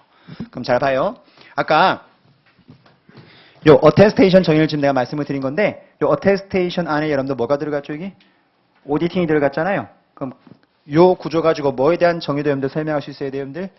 오디팅 정의도 설명이 돼야 되겠지. 자, 여러분이 알고 있는 오디팅 정의, 회계감사가 뭐죠? 어떤 회사가 그 회사 이해관계자, 누가 있겠죠? 채권자, 주주, 정부, 여러 이해관계자들한테 자신들의 재무 상태나 재무 성과에 대해서 Financial Statement라는 걸 통해서 주장을 하죠. 우리 회사 자산 규모는 이만큼입니다. 올해 프로핏 이만큼 났습니다. 우리 매출 얼만큼 성장했습니다라고 주장을 해요. 주장을 할 때 여러분들 채권자 주주는 진짜 그만큼 실적 난 거 맞아라고 뭐가 생기죠? 신뢰성이 퀘션 마크가 생기죠. 그때 제3자인 CPA가 들어가서 뭐 하는 겁니까? 삼성전자가 만약에 올해 실적의 영업이익이 50조가 났다. 정말 맞나? 확인하는 거죠. 가서 에비던스를 수집해야 되겠지. 재고 실사도 하고 AR, AP는 컨퍼메이션도 띄우고 캐시 밸런스도 확인해보고 해가지고 에비던스를 쭉 수집해서 무슨 기준에 따라 작성되었다라 판단하게 돼 있죠? 우리나라 상장기업은 재무제표 만드는 기준이 뭐예요? IFRS죠. 그 IFRS 기준에 맞춰봤을 때 이 회사 재무제표는 맞다 틀렸다라고 3일 회계법인이 이해관계자들한테 뭘 찍어줘요? 오디트 리포트를 찍어주죠. 이해돼요? 그게 뭐다? 오디팅이잖아. 오디팅. 그러니까 오디팅이 어테스테이션 스트럭처로 충분히 설명이 가능한 염두 구조가 되는 거죠. 대강 이해되세요? 이런 걸 어테스테이션이라고 하는 겁니다. 밑에 읽어보세요. 기본적으로 어테스테이션이라고 하는 것은 신뢰성에 대해서 뭘 주는 거라고요? 어슈런스. 어슈런스라는 말이 붙여보세요. 어슈런스를 주는 겁니다. 어슈런스요. 신뢰성에 대해서 확신을 주는 거예요. 맞다 틀렸다 확신 주는 겁니다. 자, 그러면서 어테스테이션 업무라 하면 자, CPA가 리튼으로 뭔가 보고서를 써주는 거예요. 그 보고서에는 뭐가 포함되어 있을 거라고요? 결론이 포함되어 있을 거라는 거지. 어떤 결론? 그 서브젝트 매터가 신뢰할 수 있는지 없는지에 대해서 제3자 입장에서 결론을 거기다가 뭐다 표명하는 거죠. 여기까지. 이해되셨어요? 그러니까 외우려고 하지 말고 구조를 이해하면서 자주 문장 읽으시면 아 이게 무슨 말이구나 이해가 될 건데 자 그 뒤에 that 이하표를 읽기 전에 적으세요. 적으셔야 돼요. 요 subject matter에 대해서 이 사람이 이해관계자들한테 뭔가 얘기를 했을 때 제3자인 CPA가 이 subject matter에 대해서 맞다 틀렸다라고 확신을 줬잖아요. 확신을 줬다고 했을 때 과연 이 subject matter가 그럼 이제 CPA 책임이 되는 거냐 아니면 회사 책임이 되는 거냐 에 대한 문제를 지금부터 논의해보고 싶은 거예요. 다시 내가 어떤 서브젝트 매터에 대해서 오케이 맞다 틀렸다라고 CPA가 어테스테이션 보고서를 써줬어요. 그 보고 쓰는 순간 그 서브젝트 매터가 내 책임이 되는 거냐 아니면 원래 그 서브젝트 매터를 주장하는 이 사람 책임이냐 문제인데 누구 책임에 대해 맞겠어요? 미리 말하지만요. CPA 책임이라고 되어 있는 문장은 별로 없어요. 왜냐하면 감사 기준을 만드는 곳이 어디냐면 미국 CPA 협회거든요. 우리 CPA 협회가 뭘 만드는 거라고요? 우리 회계감사 기준을 만들어요. 그럼 거기 회계감사 기준이 미쳤다 우리 책임은 뭐다? 확대 해석하게 문장이 돼 있지는 않겠죠? 그래서 웬만하면 내 책임 아니라고 돼 있어요. 다 네 책임이라고 돼 있다고. 소심한 인간들의 어떤 집합체예요. 회계사라는 직업이. 그러다 보니까 그러니까 회계사 직업 가지고 있는 친구 치고 배포 큰 애가 별로 없어. 결혼하시지 않은 분들은 잘 참조하세요. 이 숫자를 만지는 직업에 있는 사람들은 배포가 클 수가 없다고 이게. 다 그런 건 아닌데 거진 그래. 자, 그래서 기본적으로 여러분들 잘 생각해봐요. 삼성전자가 지네가 재무제표를 만들어서 공시를 했단 말이지. 그리고 3일 회계법인이 그 FS에 대해서 적정하다 의견 줬다고 쳐봐요. 그러면 3일 회계법인은 뭐에 대한 책임만 지는 거냐면 지 의견에 대한 책임만 지면 되는 거지. 그 재무제표 자체에 대한 책임은 삼성전자 경영진 책임이 져야 되는 거죠. 그래. 예를 더 쉬운 예를 들어줄게. 내가 성형외과를 찾아갔어. 성형외과 의사한테 전문가적인 의견을 듣고 싶은 거야. 나의 외모에 대해서. 그 비유를 해보자고. 나는 이제 내가 잘생겼다, 못생겼다라고 하는 것을, 내 이제 가족들한테 이제 주장을 했는데, 우리 가족들이 믿지 않는 거예요. 비유가 이상해지고 있다, 지금. 그래서 객관적 제3자인 성형외과 의사한테 가서 내 외모에 대해서 그냥 비교하는 겁니다. 뭐 여러분이 될 수도 있고, 나 예쁘지 않아요? 나 잘생기지 않았어요? 라고 주장했을 때 제3자가 믿지 않으니까 성형외과 의사 제3자인 전문가한테 가서 의견 달라고 한 거예요. 그럼 성형외과 의사가 당신의 얼굴은 예쁘다, 당신의 얼굴은 못생겼다, 이렇게 뭔가 보고 써줄 거 아니겠어요? 그럼 성형외과 의사는 무엇에 대한 책임을 지는 거예요? 그렇게 표현했던 자신의 오피니언 책임을 져야 되는 거지만 그 외모를 성형외과 의사가 책임질 수는 없잖아요. 그럼 타고난 뭐다 부모님한테 할당받은 거니까. 무슨 말이냐면 재무제표 이 서브젝트 매터는 얘가 아무리 인증을 했다 하고 해서 이 서브젝트 매터가 얘한테 책임이 전가되는 건 아니고요. 누구한테 계속 있는 거죠? 얘한테 있는 거예요. 그 마지막 문장이 그 표현입니다. 서브젝트 매터에 대한 책임은 CPA가 아무리 뭐다 인증을 했다 하더라도 that 이하에 뭐라고 표현되어 있죠? another party, 상대방 책임이요. 즉 경영자 책임이라는 소리예요. 어테스테이션 하게 되면 기본적으로 서브젝트 매터는 절대 CPA가 책임지지 않습니다. 그 자체에 대한 책임은 경영자가 책임지는 거고요. 나는 그거에 대해서 컨클루전, 결론을 맺은 그거에 대한 리포트를 책임지는 거지 그 자체에 대한 책임은 상대방이 지는 거죠. 주장하는 사람이 책임을 지는 거예요. 됐죠? 넘기지 마세요. 아직 할 얘기가 많이 남았어요. 여기 봐요. 자, 요까지 지금 얘기했는데 오늘 이 어테스테이션이 끝난 게 아니에요. 어테스테이션 저것만 여러분들 10시간 넘게 배운다고 지금. 우리 오늘 배우는 것은 이런 내용들을 배울 거다라고 하는 토픽들 쭉 한번 보는 거니까 부담 가지 말고 들으시면 돼요. 앞으로 다시 다 배울 겁니다. 지금 들어보니까 어테스테이션이 넓은 개념이라고요. 오디팅이 넓은 개념이라고요. 어테스테이션이 훨씬 넓은 개념인데 우리가 어떤 그 이론을 전개 나가는 데 있어 가지고요. 단어의 개념이 나올 때 이렇게 광의의 개념이 먼저 나오고 그 다음 협의의 개념이 나오는 거잖아요. 갑자기 무슨 어려운 말을 하는 거냐. 어테스테이션이 더 넓은 개념이고 오디팅이 더 좁은 개념이라면 개념상 무슨 단어가 먼저 나왔어야 맞는 거죠. 어테스테이션이 먼저 나오고 그 다음에 이제 오디팅이 디파인 되고 이렇게 맞는 거잖아. 그죠? 이론상으로 봤을 때. 근데 어떡하죠? 오디팅 단어가 원래 먼저 있었어요. 그리고 어테스테이션이 나중에 나온 단어입니다. 그럼 이런 배경을 내가 왜 말하는지 들으시면 이해가 돼요. 원래 전형적인 CPA라고 하는 전문직의 트래디셔널 어떤 그 업무 영역에 제일 먼저 여러분들이 저한테 얘기했던 게 감사였죠. 회계감사. 과거의 전통적인 회계사의 업무는 이 오디팅이었어요. 오디팅은 무엇에 대해서 여러분들 CPA가 맞다 틀렸다 도장을 찍어주는 거죠? Historical Financial Statement. 재무제표에 대해서 맞다 틀렸다 도장을 찍어주는 게 회계사의 고유 업무 영역이었었어요. 그런데 지금은 CPA라는 어떤 전문직이 할 수 있는 업무의 영역이 엄청나게 넓어졌습니다. 자, 어떤 여러분들 업무 영역까지 넓어졌나 말해줄게요. 회사가 재무제표가 있으면 재무제표를 만들어내는 회사의 내부적인 프로세스가 있을 수 있겠죠. 회사 다니시는 분들은 여러분들 회사 재무제표가 있으면 그 재무제표가 그냥 뚝딱 만들어지는 게 아니잖아요. 뭔가 만들어진 내부적인 뭔가 이 프로세스가 있겠지. 팔러스가 있고. 이걸 우리가 나중에 배웁니다. 이걸 뭐라고 배워요? 이걸 internal control이라고 불러요. 나중에. 내부 통제라고 하는데 재무제표를 만들어내는 회사의 어떤 프로세스라고 생각하시면 돼요. 내부 통제라는 개념이. 우리 회계감사 가면 여러분들 내부 통제에 대한 의견을 주는 거예요? 재무제표에 대한 의견을 주는 거예요? 재무제표에 대한 의견을 주는 거지 회사 프로세스가 잘 돼 있습니다. 안 돼 있습니다. 의견 주는 건 아니에요. 그런데 요즘 분위기가 바뀌어가지고 야 재무제표만 의견 받지 말고 재무제표가 만들어지는 회사 프로세스가 잘 돼 있나 안 돼 있나 의견 주는 것도 되게 중요한 거 아니겠어?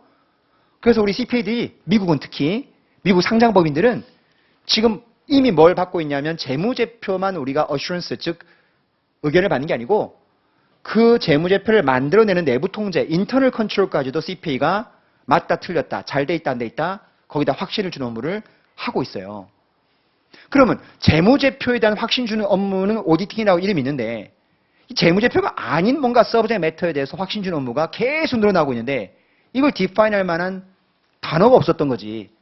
그거를 지칭하기 위해서 나온 단어가 뭐라고 보시면 되죠? 이게 어테스테이션이에요. 하나 더 들어갈게요.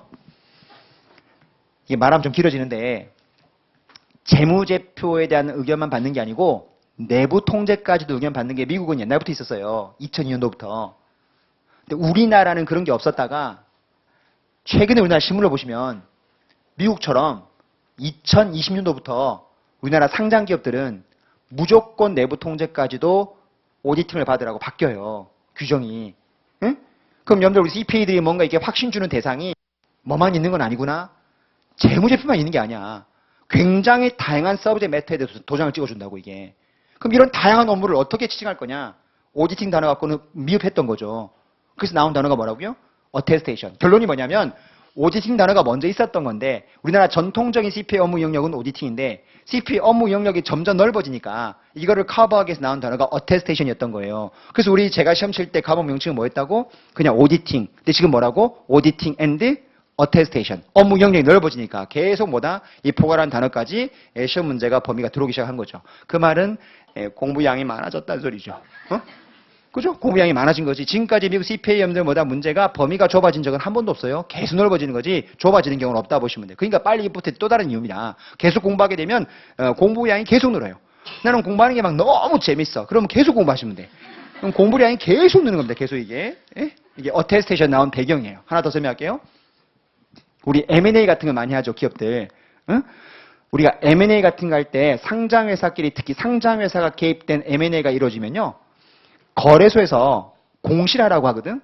뭘 공시하라고 하는 서류 중에 있냐면 너네 둘이가 합병을 한다라면 향후에 손익이 어떻게 바뀔 건지를 공시를 하라고 그래요. 왜냐하면 여러분들 합병을 하겠다라고 합병 이사회에서 여러분들 결의를 하게 되면 주주총회에서 최종 승인받아야 되거든요. 그럼 거기 있는 주주들이 우리 회사가 앞으로 어떻게 바뀔까라고 하는 게 궁금할 거 아니겠습니까? 그러면 예측 재무제표를 만들어서 공시하라고 그래요. 그게 우리 prospective financial statement라고 그래.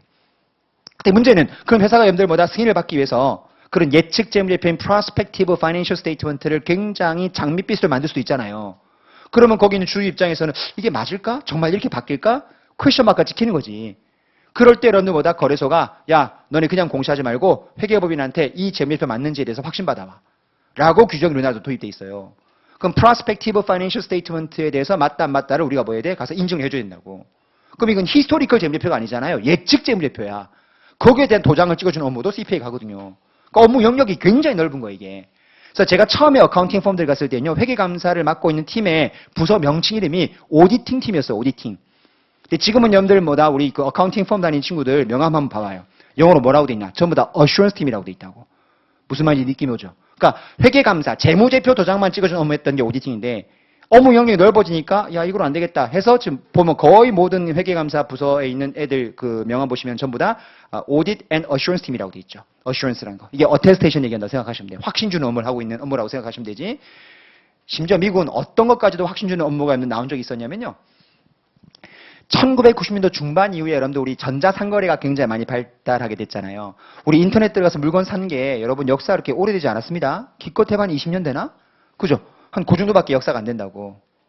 오래된 건가 20년이면? 자 봐봐요. 처음에 90년도 중반에 제 기억나는 게 인터넷 들어가서 물건 구매할 때 어떤 게 있었냐면 인터넷 들어가요. 거기서 뭐 옷이 있어요. 사고 싶어요? 그럼 사겠다고 딱 아이템 초이스하게 되면 결제하라고 카드번호 입력하라고 떴다고 처음에. 카드번호 입력을 해요. 엔터 탁 쳐요. 그럼 딱 뜬다? 결제가 완료되었습니다. 요즘 상상이 안 되는 결제 시스템이죠, 이거. 요즘 그렇게 해요? 아니잖아요. 공인인증서 로그인하고 뭐 카드번호 입력하라고 하고 여러분들 엄청나게 이 시큐리티에 대해서 여러분들 굉장히 엄격하지 않습니까? 근데 처음에 전자상거래 나왔을 땐 그렇지 않았거든요. 그럼 어떤 점들마다 이 소비자 입장에서 컨센이 생기냐면 이 나의 프라이버시가 이게 보호될까? 그리고 내가 물건을 사겠다고 아이템을 초이스했는데 인터넷 물건 사는 게 지금은 워낙 일반화됐지만 그때는 인터넷 물건 구매를 한다는 게 실제 온 사이트가 사는 게 일반적이었지 그렇게 인터넷에서 사는 게 일반적이지 않았거든요. 그러면 내가 이 구매한 물건이 진짜 딜리버리가 될까? 그 다음 이 물건을 샀을 때 하자가 있으면 워런티는 제대로 될까? 거기 사이트는 해준다고 돼 있지만 주장이 있는데 정말 주장이 맞을까? 퀘스천 마크 지키죠 이게. 그래서 미국 CPA 협회가 90년도 후반에 무슨 서비스 개발한 적이 있었냐면 이 사이트에서 거래하는 건 안전하다.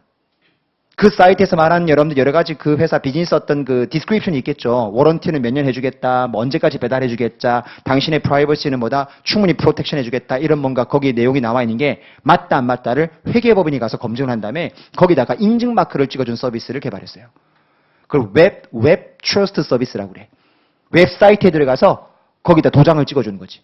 그럼 여러분들 그 어슈런스를 받았던 가장 대표적인 업들마다 그 사이트 중에 하나가 어디냐면 아마존.com에 들어가 보시면은 그 사이트 옆에 딱 들어가는 오른쪽에 깜빡깜빡 불이 들어와요. 그게 웹3 마크라고 하는 인증 마크. 거길 딱 클릭하면 뭐가 뜨냐면 회계법인의 보고서가 뜬다. 요 사이트에서 거래하는 건 안전하다. 라고 떴던 적이 있었어요. 지금은 없어. 왜냐면 이제 그때 이제 우리가 꼬시려고 이런 서비스가 있다고 막 이제 마케팅을 한 거지, 회계사들이. 그랬더니 인터넷 이커머스 하는 업체들이 이거 괜찮네 해가지고 받았어요. 그럼 회계법인은 돈 줘야 되겠죠? 돈을 주는 것보다 소비자들이 그런 불확실성이 제거돼서 이 사이트에 많이 방문하게 되면 자기들은 베네핏이 더 큰 거 아니겠어요, 이게요. 그래서 많은 서비스를 받았는데 크게 수익 창출에 도움이 안 된 거지. 네, 그러다 보니까 야 이건 비용만 드는 거지 우리한테 도움이 안 된다 싶어가지고 그 다음에 서비스 안 받았는데 처음에 그런 서비스도 개발했다고. 그럼 이거는 CPA 전통적인 업무는 FS만 도장을 찍어줬던 게 전통적 업무인데 웹사이트도 찍어주고 내부 통제도 찍어주고 프로스펙티브 FS도 찍어주고 굉장히 다양한 대상에 대한 인증을 찍어주는데 이 업무를 커버할 수 있는 단어가 뭘까 고민하다가 미국에 만든 단어가 이게 어테스테이션이에요. 그래서 오디팅보다 어테스테이션 나중에 나온 배경 그런 배경이거든요. 뒤에 넘겨보세요. 뭐라고 써있나? 1-2페이지 메뉴에 그래서 attestation engagement는 may result in 해놓고 뒤에 나오죠. 어떤 대상에까지 보고서를 찍어주는 업무가 이제 확대되고 있냐면 historical financial statement, internal control, prospective financial statement, 그 다음에 웹사이트 이런 것까지도 확신을 주고 있다는 것을 제가 거기다 써놓은 거예요. 이거 하나하나를 나중에 뒤에 다 배웁니다. 알겠죠? 이런 게 있구나 정도 아시면 되고 attestation 단어가 뭐구나라는 걸 이해하는 게 지금은 더 포인트라고 생각하시면 돼요. 제가 최근에 했던 연도 attestation 하나만 소개시켜주면 이런 것도 있습니다. 봐봐요. 다음 주에 이 회사 나가게 됐는데 이 회사가 정부로부터 뭘 지급받았냐면은 보조금을 지급받았어요. 정부로부터 보조금을 지급받았는데 이 보조금을 지급받아가지고 어디에 써야 된다라고 국가로부터 지정을 받았습니다. 그래서 그 회사가 이제 그 용도에 맞춰가지고 이제 국가 정책 자금이라고 하죠. 그 자금을 받아가지고 이제 썼어요. 국가가 뭐라고 하냐면 이 돈을 줄 테니까 이 용도로 쓰고 만약 돈 남으면은 나한테 돌려주고 만약에 다 썼으면 안 돌려도 돼. 이런 조건이거든요. 그럼 회사들은 보통 다 뭐라고 하겠어요? 다 썼어요. 라고 하겠지. 남았습니다. 돌려준 사람은 없겠죠. 다 썼다라고 얘기한다고. 그럼 국가는 뭐가 컨선이 돼요? 자, 회사가 뭐가 되는 거죠? Economic Entity. 자기가 뭔가 보조금 받은 걸 다 썼다라는 게 주장. 그걸 누구한테 얘기했죠? 국가. 국가가 이해관계자죠? 근데 국가는 뭐가 컨선이 돼요? 정말 내가 요구하는 그 디스크리션에 맞춰가지고 쓴 거 맞아? 라는 퀘스천 마크가 생기는 거지 이게. 근데 국가가 그 그랜트를 줬던 모든 회사들한테 다 검증하는 거 시간이 걸리니까 뭘 하라고 요구하냐면 야 너네 회계법인 선임해서 그 제대로 내가 준 파워스에 맞춰가지고 제대로 돈 집행했는지 검증받은 다음에 보고서 제출해 라고 국가가 요구를 해요. 그럼 회사 입장에서 누굴 선임하셔야 돼? 회계법인 선임해서 우리가 국가가 제시했던 그 기준에 따라서 잘 집행했는지를 검증해달라고 한다고. 그럼 저희가 가서 다 검증을 해요. 검증한 다음에 제대로 집행이 됐다 안 됐다 라는 의견서를 써가지고 국가한테 리포트를 제출하죠. 이런 것도 다 뭐가 돼? 어테스테이션이죠. 지금 내가 인증마크 찍어준 것은 여러분들 재무제표였습니까? 아니죠. 그 회사가 돈을 쓴 거, 돈을 쓴 내역이 국가가 명시하는 그 기준에 따라 제대로 집행했는지 그 컴플라이언스를 제대로 했는지 아닌지 그거에 대해서 뭐 하는 거다? 도장을 찍어주는 거죠. 굉장히 당연한 업무가 있다고 생각하시면 돼요. 심지어 미국은 옛날에 어떤 것도 있었는지 아세요? 미스 USA 선발대. 미스 USA 선발대회 할 때 여러분들 심사위원 소개를 쭉 하잖아요. 그럼 맨 마지막 소개받는 사람이 CPA야. 항상 CPA가 포함되어 있다. 그럼 CPA는 여러분들 거기 가서 거기 미스 USA 나온 친구들 그 외모에 대해서 그레이딩 하는 게 아니고요. 요 심사위원들이 점수를 매기잖아요. 그러면 스코어 카드 넘어오겠죠? 거기에 맨 마지막에 도장을 찍어요. 뭐 하는 거냐면 이 스코어 카드, 이 스코어잉 프로세스의 공정성에 대해서 CPA가 뭐 하는 거냐면 인증을 찍어줘요. 그러니까 우리는 돈 되면 다 해요. 뭐든 찍어줄 수 있는 거예요. 뭐든. 응? 뭐든 찍어준 업무를 우리가 할 수 있다는 게. 그러니까 생각보다 CPA 업무 영역이 여러분들 알고 있는 회계감사의 딱 머리에 뭐다? 제한이 있으면 안 돼요. 굉장히 그 제한을 풀어줘야 됩니다. 굉장히 많은 업무가 있구나 알아야지만 우리가 이 본문을 읽을 때 이해가 되기 시작하는 거예요. 알겠죠? 거기 어테스테이션 나온 배경이라고 보시면 되고. 자, 그 다음에 이제 3번 내려가서 다시 재판 보세요. 어테스테이션에 다시 몇 가지가 있다고요? 3가지가 있대요. 그럼 3가지가 뭐냐? 이 3가지를 구분하는 기준이 뭐냐면 내가 여기다가 이제 인증을 하는데 이게 맞다 안 맞다에 대한 확신을 주는데 어슈런스를 주는데 이 어슈런스를 어느 정도 확신을 주냐에 따라 가지고 업무가 3수로 구분이 돼요. 자, 그 키워드를 한번 줄쳐볼게요. 1번에 가서 examination 쪽에 여러분들 첫 번째 1번 반가루에 자, positive assurance 그리고 and opinion이라고 되어 있는 말을 줄쳐보시고 positive assurance, opinion. 오른쪽 페이지 갈게요. review. review는 여러분들 그 첫 번째 줄에 negative 또는 limited assurance라는 말이 줄쳐볼게요. 그 다음 3번 agreed upon procedure 쪽에는 1번 반가로에 summary of findings라는 말 줄치고 괄호까지 갑니다. no assurance, on subject matter라고 되어 있는 말 줄쳐보시고. 자, 줄치면서 여러분들 느꼈겠지만 뭔가 확신 주는 서비스를 어테스테이션이라고 하는데 그 확신을 어느 정도 내가 주냐에 따라 가지고 업무가 몇 개로 나눈다고요? 셋으로 나눠지는 거예요. 그러니까 느낌이 이 세 가지를 구분하는 가장 기본적인 기준은 내가 어느 정도 확신을 주냐에 따라 가지고 셋으로 구분이 되는 건데 지금 아까 줄쳤던 키워드 한번 써볼까요? examination 같은 경우는 여러분들 positive한 확신을 주는 거라고 돼 있었고요. 다른 말로 opinion을 준다라고도 해요. 리뷰는 뭐라고 돼 있었냐면 negative나 또는 limited assurance를 준다라고 돼 있었고요. 얘는 거의 확신을 주지 않는데요. 대신에 뭘 준다라고 돼 있었냐면 얘는 summary of findings라는 걸 준다라고 돼 있었어요.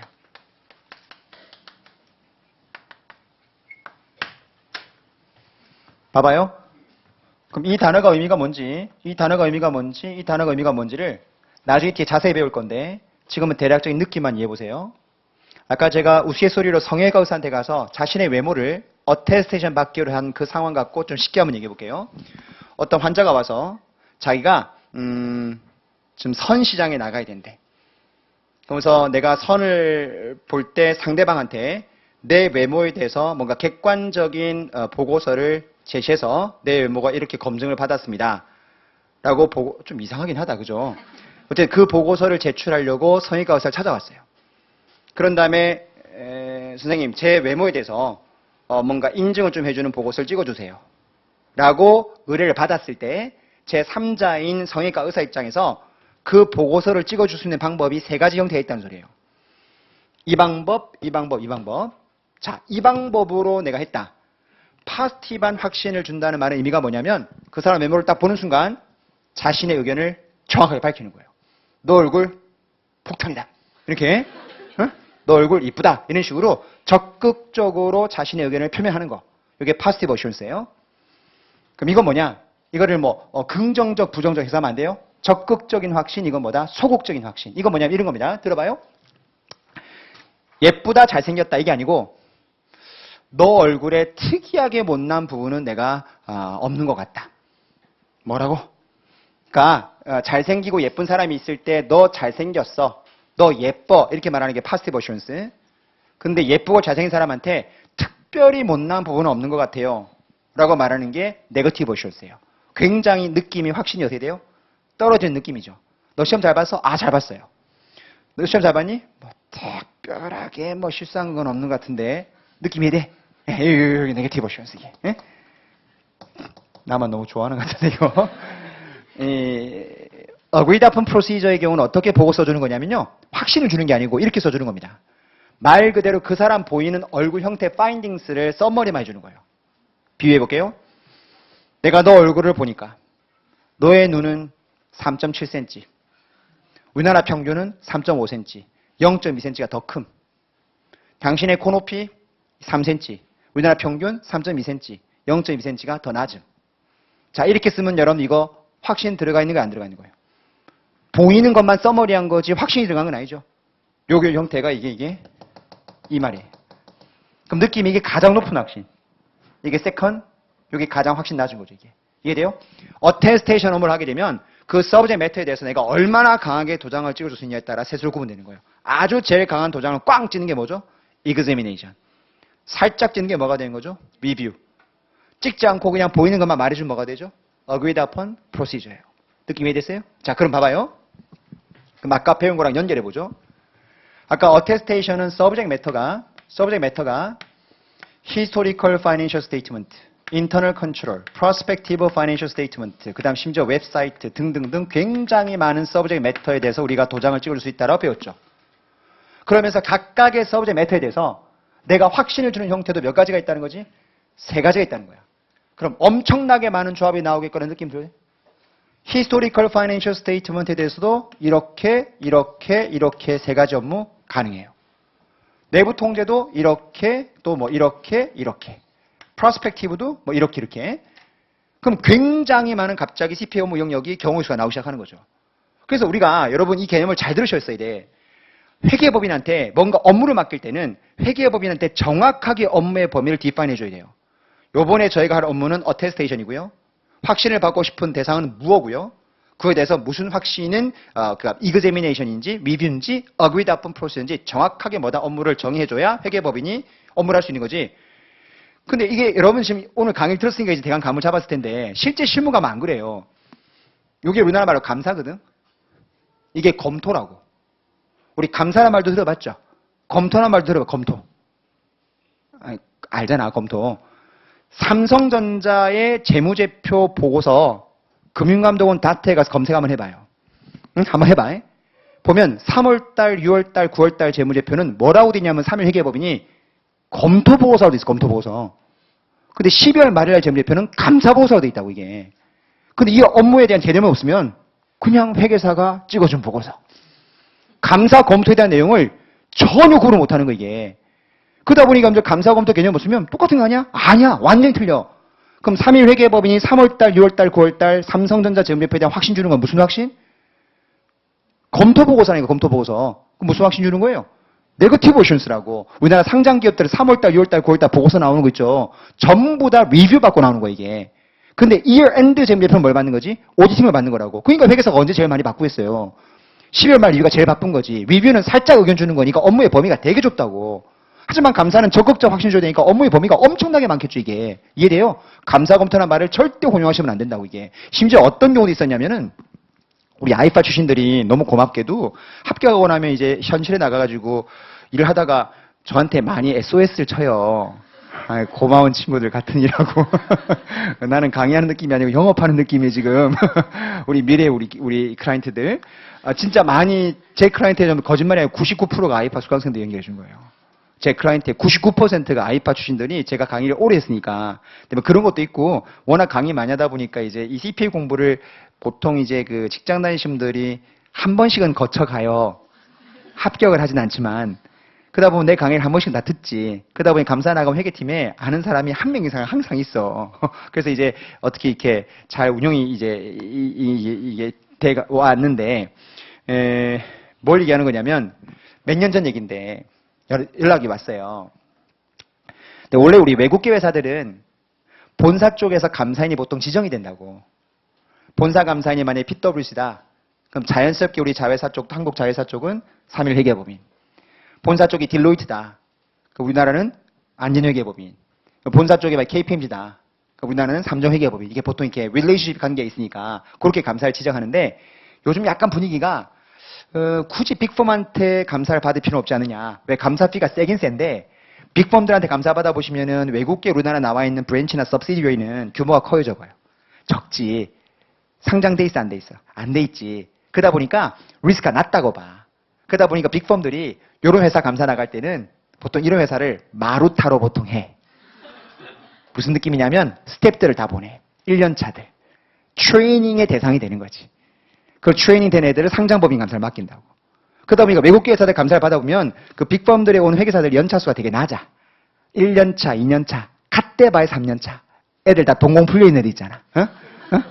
보면 뭐 물어보면 갑자기 나를 가만히 쳐다보고 있고 얘가 지금 회계사인지 아닌지 굉장히 퀘션 마크가 찍히는 그런 애들이 많이 온다고. 무슨 말인지 알 겁니다. 감사 받아보신 분들은. 어제 물어봤는데 또 물어봐. 이 미친놈 아니야 이거? 자료 줬는데 자료 못 읽고 가서 내가 일일이 다 찍어서 뭐 설명해줘야 되고 그럼 이제 영혼이 맑은 애들이 온다고. 응? 그러다 보니까 현실에서 여러분들 회계팀장들이 되게 불편한 거예요. 내가 왜 너네한테 돈을 주고 내가 너를 트레이닝 시켜줘야 되느냐. 컴플레인이 엄청나게 나오는 거지. 그러다 보니까 이제 회계팀장들이 강한 사람들은 본사에다 메일을 써버려요. 우리 못하겠다. KP 삼정회계법인하고 또는 3이라고 못 하겠다. 그래서 이제 로컬펌이랑 하겠다. 로컬펌들에 있는 회계사들, 저희 같은 로컬펌들은 빅펌에서 10년 이상 근무했던 친구들이 오기 때문에 현장에 딱 가면 일단 최소가 10년 이상인들이에요. 그럼 일단 대화가 되죠. 물어보는 거에 대한 답변이 나와. 근데 1년 차는 물어보게 되면은 이게 판단이 좀 개입되는데 무슨 판단? 모른다 소리지. 에? 모르면 맨날 판단이 필요하대. 무슨 쓰레기 같은 소리야 이게. 에? 뭘 말하는 게 그러다 보니까 이제 로컬로 바꾸는 경우가 종종 있어요. 그럼 이제 회계팀장한테 그러면 규모가 얼마 안 되니까 너가 이제 회계법인 선임하라. 그럼 이제 그때 이제 연락이 좀 와요. 그럼 이제 저한테 이제 연락이 왔어요. 회계사님 저희 그 본사 쪽은 EY였어요. EY, 그러니까 한여 회계법인이나 감사를 받아야 되는데 너무 마음에 안 들어서 이제 와서 감사를 해줄 수 있냐 해서 오케이. 하고 당연히 나는 감사 의뢰가 들어왔으니까 감사 계약서를 써서 보냈고 도장을 찍었어요. 그리고 이제 중간에 감사를 나갔죠, 이제. 인터림 오디트를 갔어요. 그럼 보통 외국계에서 하는 감사 나가면 본사 쪽에 이제 오디 매뉴얼이 있거든요. 그 매뉴얼 달라고 했다고. 읽어봤더니 그 본사 오디 매뉴얼 방침에 각 나라마다 여러분들마다 다 subsidiary 이렇게 자회사가 그 자회사 재무제표에 대해서 어느 정도 확신을 받아야 되는지에 대한 업무의 범위가 쭉 적혀 있는데 재팬은 옆에 오디팅, 코리아 리뷰되어 있는 거예요. 지금 뭐 얘기하려고 하는지 알겠죠? 그럼 회계감사가 아닌 거예요. 한국 자회사는 본사에서 봤을 때 너무 작으니까 적극적인 확신까지 필요 없다는 겁니다. 무슨 확신 받으면 된다고? 그냥 크게 문제 없다는 확신만 받아라고 돼 있는데 그걸 놓친 거, 이 사람이. C패션까지 붙은 이 맹꽁이가. 그래서 어디 인스트럭션을 딱 봤더니 리뷰라고 돼 있는 거예요. 깜짝 놀라서 나는 리뷰? 나 계약서 다 썼는데? 순간 굉장히 고민을 했어요. 이걸 얘기해야 되나? 말아야 되나? 왜냐하면 리뷰가 오디보다는 피가 한 3분의 1 정도밖에 안 되거든요. 훨씬 낮아. 그 말은 업무 스코업이 굉장히 범위가 낮다는 소리예요. 확신을 적게 주는 거니까 하는 것도 되게 적겠지. 미래 말하면 여러분이 알만한 내용 중에 하나가 리뷰는 조회사 안 띄운다고. 우리 조회사라는 게 컨퍼메이션. 죄송해요. 재고 실사 할 필요가 없어. 리뷰는 기본적으로 재고 실사 컨퍼메이션 띄울 필요가 없다고 돼 있다고. 그러니까 말 그대로 굉장히 심플한 절차만 하고 끝내는 거예요. 그러니까 보수가 당연히 낮겠지. 근데 나는 감사 계약서를 썼고 리뷰? 만약 오디팅을 요구했는데 리뷰를 받으면 더 문제가 되겠죠. 더 낮은 확신을 받으면 안 되겠지. 근데 리뷰를 하라고 했지만 더 빡시게 한 거잖아. 그건 괜찮지 않을까라는 내 나름대로의 저스티피케이션을 가졌는데 그래도 그건 아니잖아요. 그래서 내가 불렀죠. 부장님인데 부장님 나한테 배웠잖아. 내가 그 얘기 했어. 붙은 좀 오래된 부장이었는데 나한테 첫째 시간에 배웠던 거 기억나요? 첫째 시간 배운 건 좀 잘 기억하더라고. 그 회사는 배우자 인디펜던스 해가지고 막 아니 그걸 외우고만 있으면 어떡하냐고. 이게 뭐라고 써있나 보라고. 하고 페이지를 딱 펼쳤더니 이제 자기도 딱 보니까 거기 적혀있는 거 리뷰라고. 어머 리뷰네? 그때 알게 된 거예요. 근데 회계 부장이 너무 또 재밌어. 하지만 더 높은 확신을 주는 오디팅을 받는 건 나쁘지 않으니까 회계사님 오디팅? 하고 그냥 가더라고요. 그래서 저야 오케이 오디팅 진행했던 게 기억나요. 이게 우리나라 현실이에요. 오디트, 리뷰 구분을 못해. 심지어 금융기관들조차도 구분 못하는 케이스가 굉장히 많아요. 금융기관들 종종 여러분들 론을 빌려주면은 그 회사들한테 재무제표 제출하라고 할 때가 있거든요. 금융기관들이. 응? 그러면은 그냥 제출하면 믿을 수가 없으니까 회계사한테 검토받으라고 한다고. 그럼 회사가 나한테 전화가 와요. 회사 그러면 담당자들도 이게 뭔지 모르니까 저한테 회계사님, 금융기관이요. 회계사님한테 뭐 도장 받아오래요. 도장? 도장에는 많은 의미가 있죠, 이거. 지금 무슨 말인지 이게 현실이야. 도장? 그럼 어느 정도의 확신을 주는 도장을 찍어주면 되나 물어본다고? 그럼 회사 담당자는 알까 모를까? 몰라요. 저는 그냥 회계사한테 도장 받아오래요. 그러면 금융기관 담당자 전화번호 달라고 합니다. 제가 직접 컨택을 해요. 이거 최근에 있었던 케이스예요. 전화했죠. 지금 무슨 회사 담당 회계사인데 재무제표에 대해서 우리가 그 회계사의 보고서 필요하다고 하시는데 어느 정도 저희가 확신 주는 보고서를 드리면 되나요? 물어봤어요. 금융기관한테. 담당자 말이 더 재밌어. 그 맨날 뭐 주던 거 있던데? 그 맨날 주는 게 뭐냐고. 그냥 찍어주면 되는 거 아니에요? 그 정도로 개념이 없는 거예요. 그러니까 CPA가 그 재무제표의 신뢰성에 대해서 어느 정도 확신을 주는지에 대한 이 어테스테이션 개념이 있는 사람이 거의 없다 보시면 돼, 이게. 그래서 앞으로 여러분들 업무할 때는 분명히 어카운팅 펌한테 어느 서브젝트 매터에 대해서 무슨 확신을 주는 서비스를 내가 맡기고 있다, 내가 어떤 업무 한다는 것을 꼭 아셔야 되고, 시험 목적사인가요? 앞으로 우리가 업무 배울 때, 내가 뭔가 감사 강의를 할 때, 지금 내가 배우고 있는 내용이 무슨 서브젝트 매터에 대해서 무슨 확신을 주는 서비스에 내가 지금 배우고 있는지를 항상 머릿속에 담아놓고 강의를 들으셔야 된다고. 다 듣고 난 다음에 오늘 배운 어테스테이션은 뭐니? 뭔가 했는데 이런 경우가 종종 있다고. 그래서 여러분들 항상 우리 감사 이 강의 들을 때는 어떤 주제에 대해서 어떤 확신을 주는 건지에 대한 개념을 잡고 들으셔야 되는데, 자 여기 봐요. 뭔가 서브젝트 매터에 대해서 가장 높은 확신 주는 파스티브한 확신 줌 이게 뭐라고? 이그제미네이션인데 요 서브젝트 매터 중에서 요거 히스토리컬 파이낸셜 스테이트먼트에 대해서 파스티브한 확신 주는 이그제미네이션 서비스라면 그걸 오디팅이라고 부르는 거예요. 이해했어요? 그러면 요 지금 인터널 컨트롤, 프로스펙티브 파이낸셜 스테이트먼트, 그 다음에 웹사이트 이런 거 확신을 줄 때 파스티브한 확신 주면 무슨 용어 안 써? 오디팅 용어 안 쓴다고. 그때 뭐라고 한다고? 이그제미네이션. 요것만 워낙 중요하니까. 히스토리컬 FS에 대해서 이그제미네이션 하면 그거를 따로 뭐라 부르는 거다? 오디팅이라 부르는 거예요. 확인할게요. 교재 3번에. 자, examination 읽어볼게요. examination 함은 기본적으로 파스티브한 확신, 오피니언 주는 건데 어떤 subject matter나 written 주장이 회사가 제시하는 특정 기준에 따라 작성되었나 안 되었나에 대해서 파스티브한 확신 주는 게 여러분들 examination이죠. 근데 그 밑에 박스에 보니까 examination의 가장 대표적인 예가 딱 뭐라고 돼 있어요. 그게 오디팅이다라는 거지. 그럼 오디팅은 뭐냐? 뒤에 봤더니 CPA가 historical financial statement를 뭘 하게 되면 examination 하게 되면 이걸 뭐라 부른다? 이걸 오디팅이라 부른다라고 돼 있는 거죠. 이 문장 이해되죠? historical financial statement를 examination 하게 되면 이게 오디팅인 거예요. 나머지 subject matter를 examination 하면 그냥 examination 용어 쓰는 거고요. 그 다음 무엇 따라 감사한다는 말이 나오죠, 여러분들?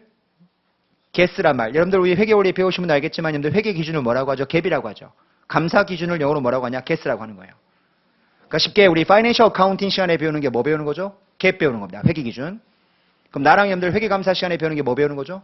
guess 배우는 거예요. guess가 뭐의 약자인지 보세요. generally accepted 뭐라고 돼 있죠? auditing standard죠. 갭은 뭐의 약자인가요? generally accepted accounting principle이고요. 요거 배우는 게 financial accounting, guess 배우는 게 우리 회계 감사 시간이다라고 생각하시면 되는 거죠. 개념 자체가. 됐나요? 그 다음 2번 내려가서 그럼 또 이제 파스티브한 확신이 뭐냐? 밑에 샘플 보고서 하나 나오는데요. 이 샘플 보고서는 나중에 배웁니다. 우리 회계 감사하고 나면 여러분들 정보 이용자한테 오디트 리포트 발행한다고 그랬잖아요. 근데 리포트 발행할 때 어떤 식으로 의견을 주는지를 한번 내가 샘플을 보여주는 겁니다. 파스티브한 확신 줬을 때 문구 형태예요. 자, 이그젬플 읽어보죠. 자, 처음 시작할 때 뭐라고 되냐 줄 쳐보세요. In our opinion이요. In our opinion. 내 의견이라 밝혀요. 내가 생각할 때는요. 당신네 회사 재무제표는요. 공정하게 작성됐어요. 너네 회사 재무상태, 경영성과, 현금 흐름을 미국 회계 기준에 맞춰가지고 제대로 작성한 것 같습니다라고 직접 의견 밝히고 있죠. 이렇게 직접 의견 밝히는 건 무슨 확신 준다라고 한다고요? Positive assurance 준다라고 얘기하는 거예요. 이해됐죠? 그럼 오른쪽 가보세요. 바로 얘기합시다. 리뷰. 리뷰는 기본적으로 네거티브한 확신을 주는 건데 자 밑에 example 박스 바로 가보세요. 파스티브 확신 주는 거하고 문구의 차이가 어떻게 되는지를 잘 보세요. 파스티브한 확신 줄 때는 뭐라고 처음에 출발했었지요? In our opinion 돼 있었죠? 근데 네거티브 확신 주는 리뷰 보고서는 처음 출발할 때 opinion 말이 없어요. 뭐라고 시작하죠? Based on our review. 우리가 검토해본 결과 자 뒤에 표현 갑니다. We are not aware of any material modification that should be made to the accompanying financial statement in order for them to be in conformity with this GAAP이라고 되어 있습니다. 말 그대로 해석해보죠. 내가 검토해보니까요. 당신네 회사가 미국 회계 기준에 맞춰가지고 뭔가 들어가야 될 중요한 수정사항 같은 것을 내가 발견하지는 못했습니다라고 돼 있어요. 아까 왼쪽이랑 차이점 느껴지세요? 왼쪽은 너네 회사 제대로 작성됐어. 오른쪽은 특별하게 틀린 건 없는 것 같아. 특별하게 뭔가 수정할 사항은 내가 발견하지 못했어. 느낌이 어때요? 훨씬 더 확신이 떨어지는 확신이죠, 이게. 이걸 무슨 확신이라고 한다? 이걸 네거티브 확신 또는 제한적 확신이라고 하는 거예요. 이게 리뷰의 보고서의 문구입니다. 그 박스 밑에 3번 반가는 좀 이따 갈게요. 뒤에 또 나올 거니까. 3번 동그라미 agreed upon procedure 들어가기 조금만 쉬었다 갈 건데 하나만 얘기하고 쉬었다 가죠. 여기서 들으면서 조금 이상하다라는 생각이 하나 든 게 있어야 돼요. 응? 여러분 지금 들으면서 좀 이상하다라는 생각이 드는 게 없었어요? 없어요? 없으면 됐고. 아까 attestation engagement의 정의를 배울 때 뭘 주는 거라고? 확신을 주는 업무라고 했어요.